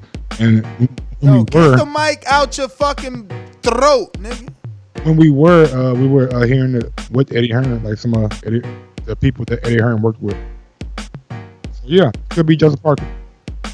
Maybe. I'm your host, Nestor Gibbs. Find me on Instagram and Twitter at NestGTO. Tell Mike keep the fucking the mic away from his mouth. Shut your motherfucking ass up, bro. Follow me on IG at Gross1911 or on Twitter at Gross2312, and definitely follow the Conflicting Ignorance channel on YouTube. We will have a live game. I bet you they can't. Why not? You can't hear me? I bet you they can. You so muffled. You all coming in. Hello? Coming in like a tornado. Okay, yeah, follow Conflicting Ignorance on YouTube. Me and Javi are doing a live game chat tonight. Full quarter for the Raptors and Warriors. So tune in. Talking that foosball shit around here, man. Never been a lame-o. Never been a lame-o. You know who that is, right? But you play basketball though, right? That's Danny Garcia. Yo, we out. Peace. Audi 501.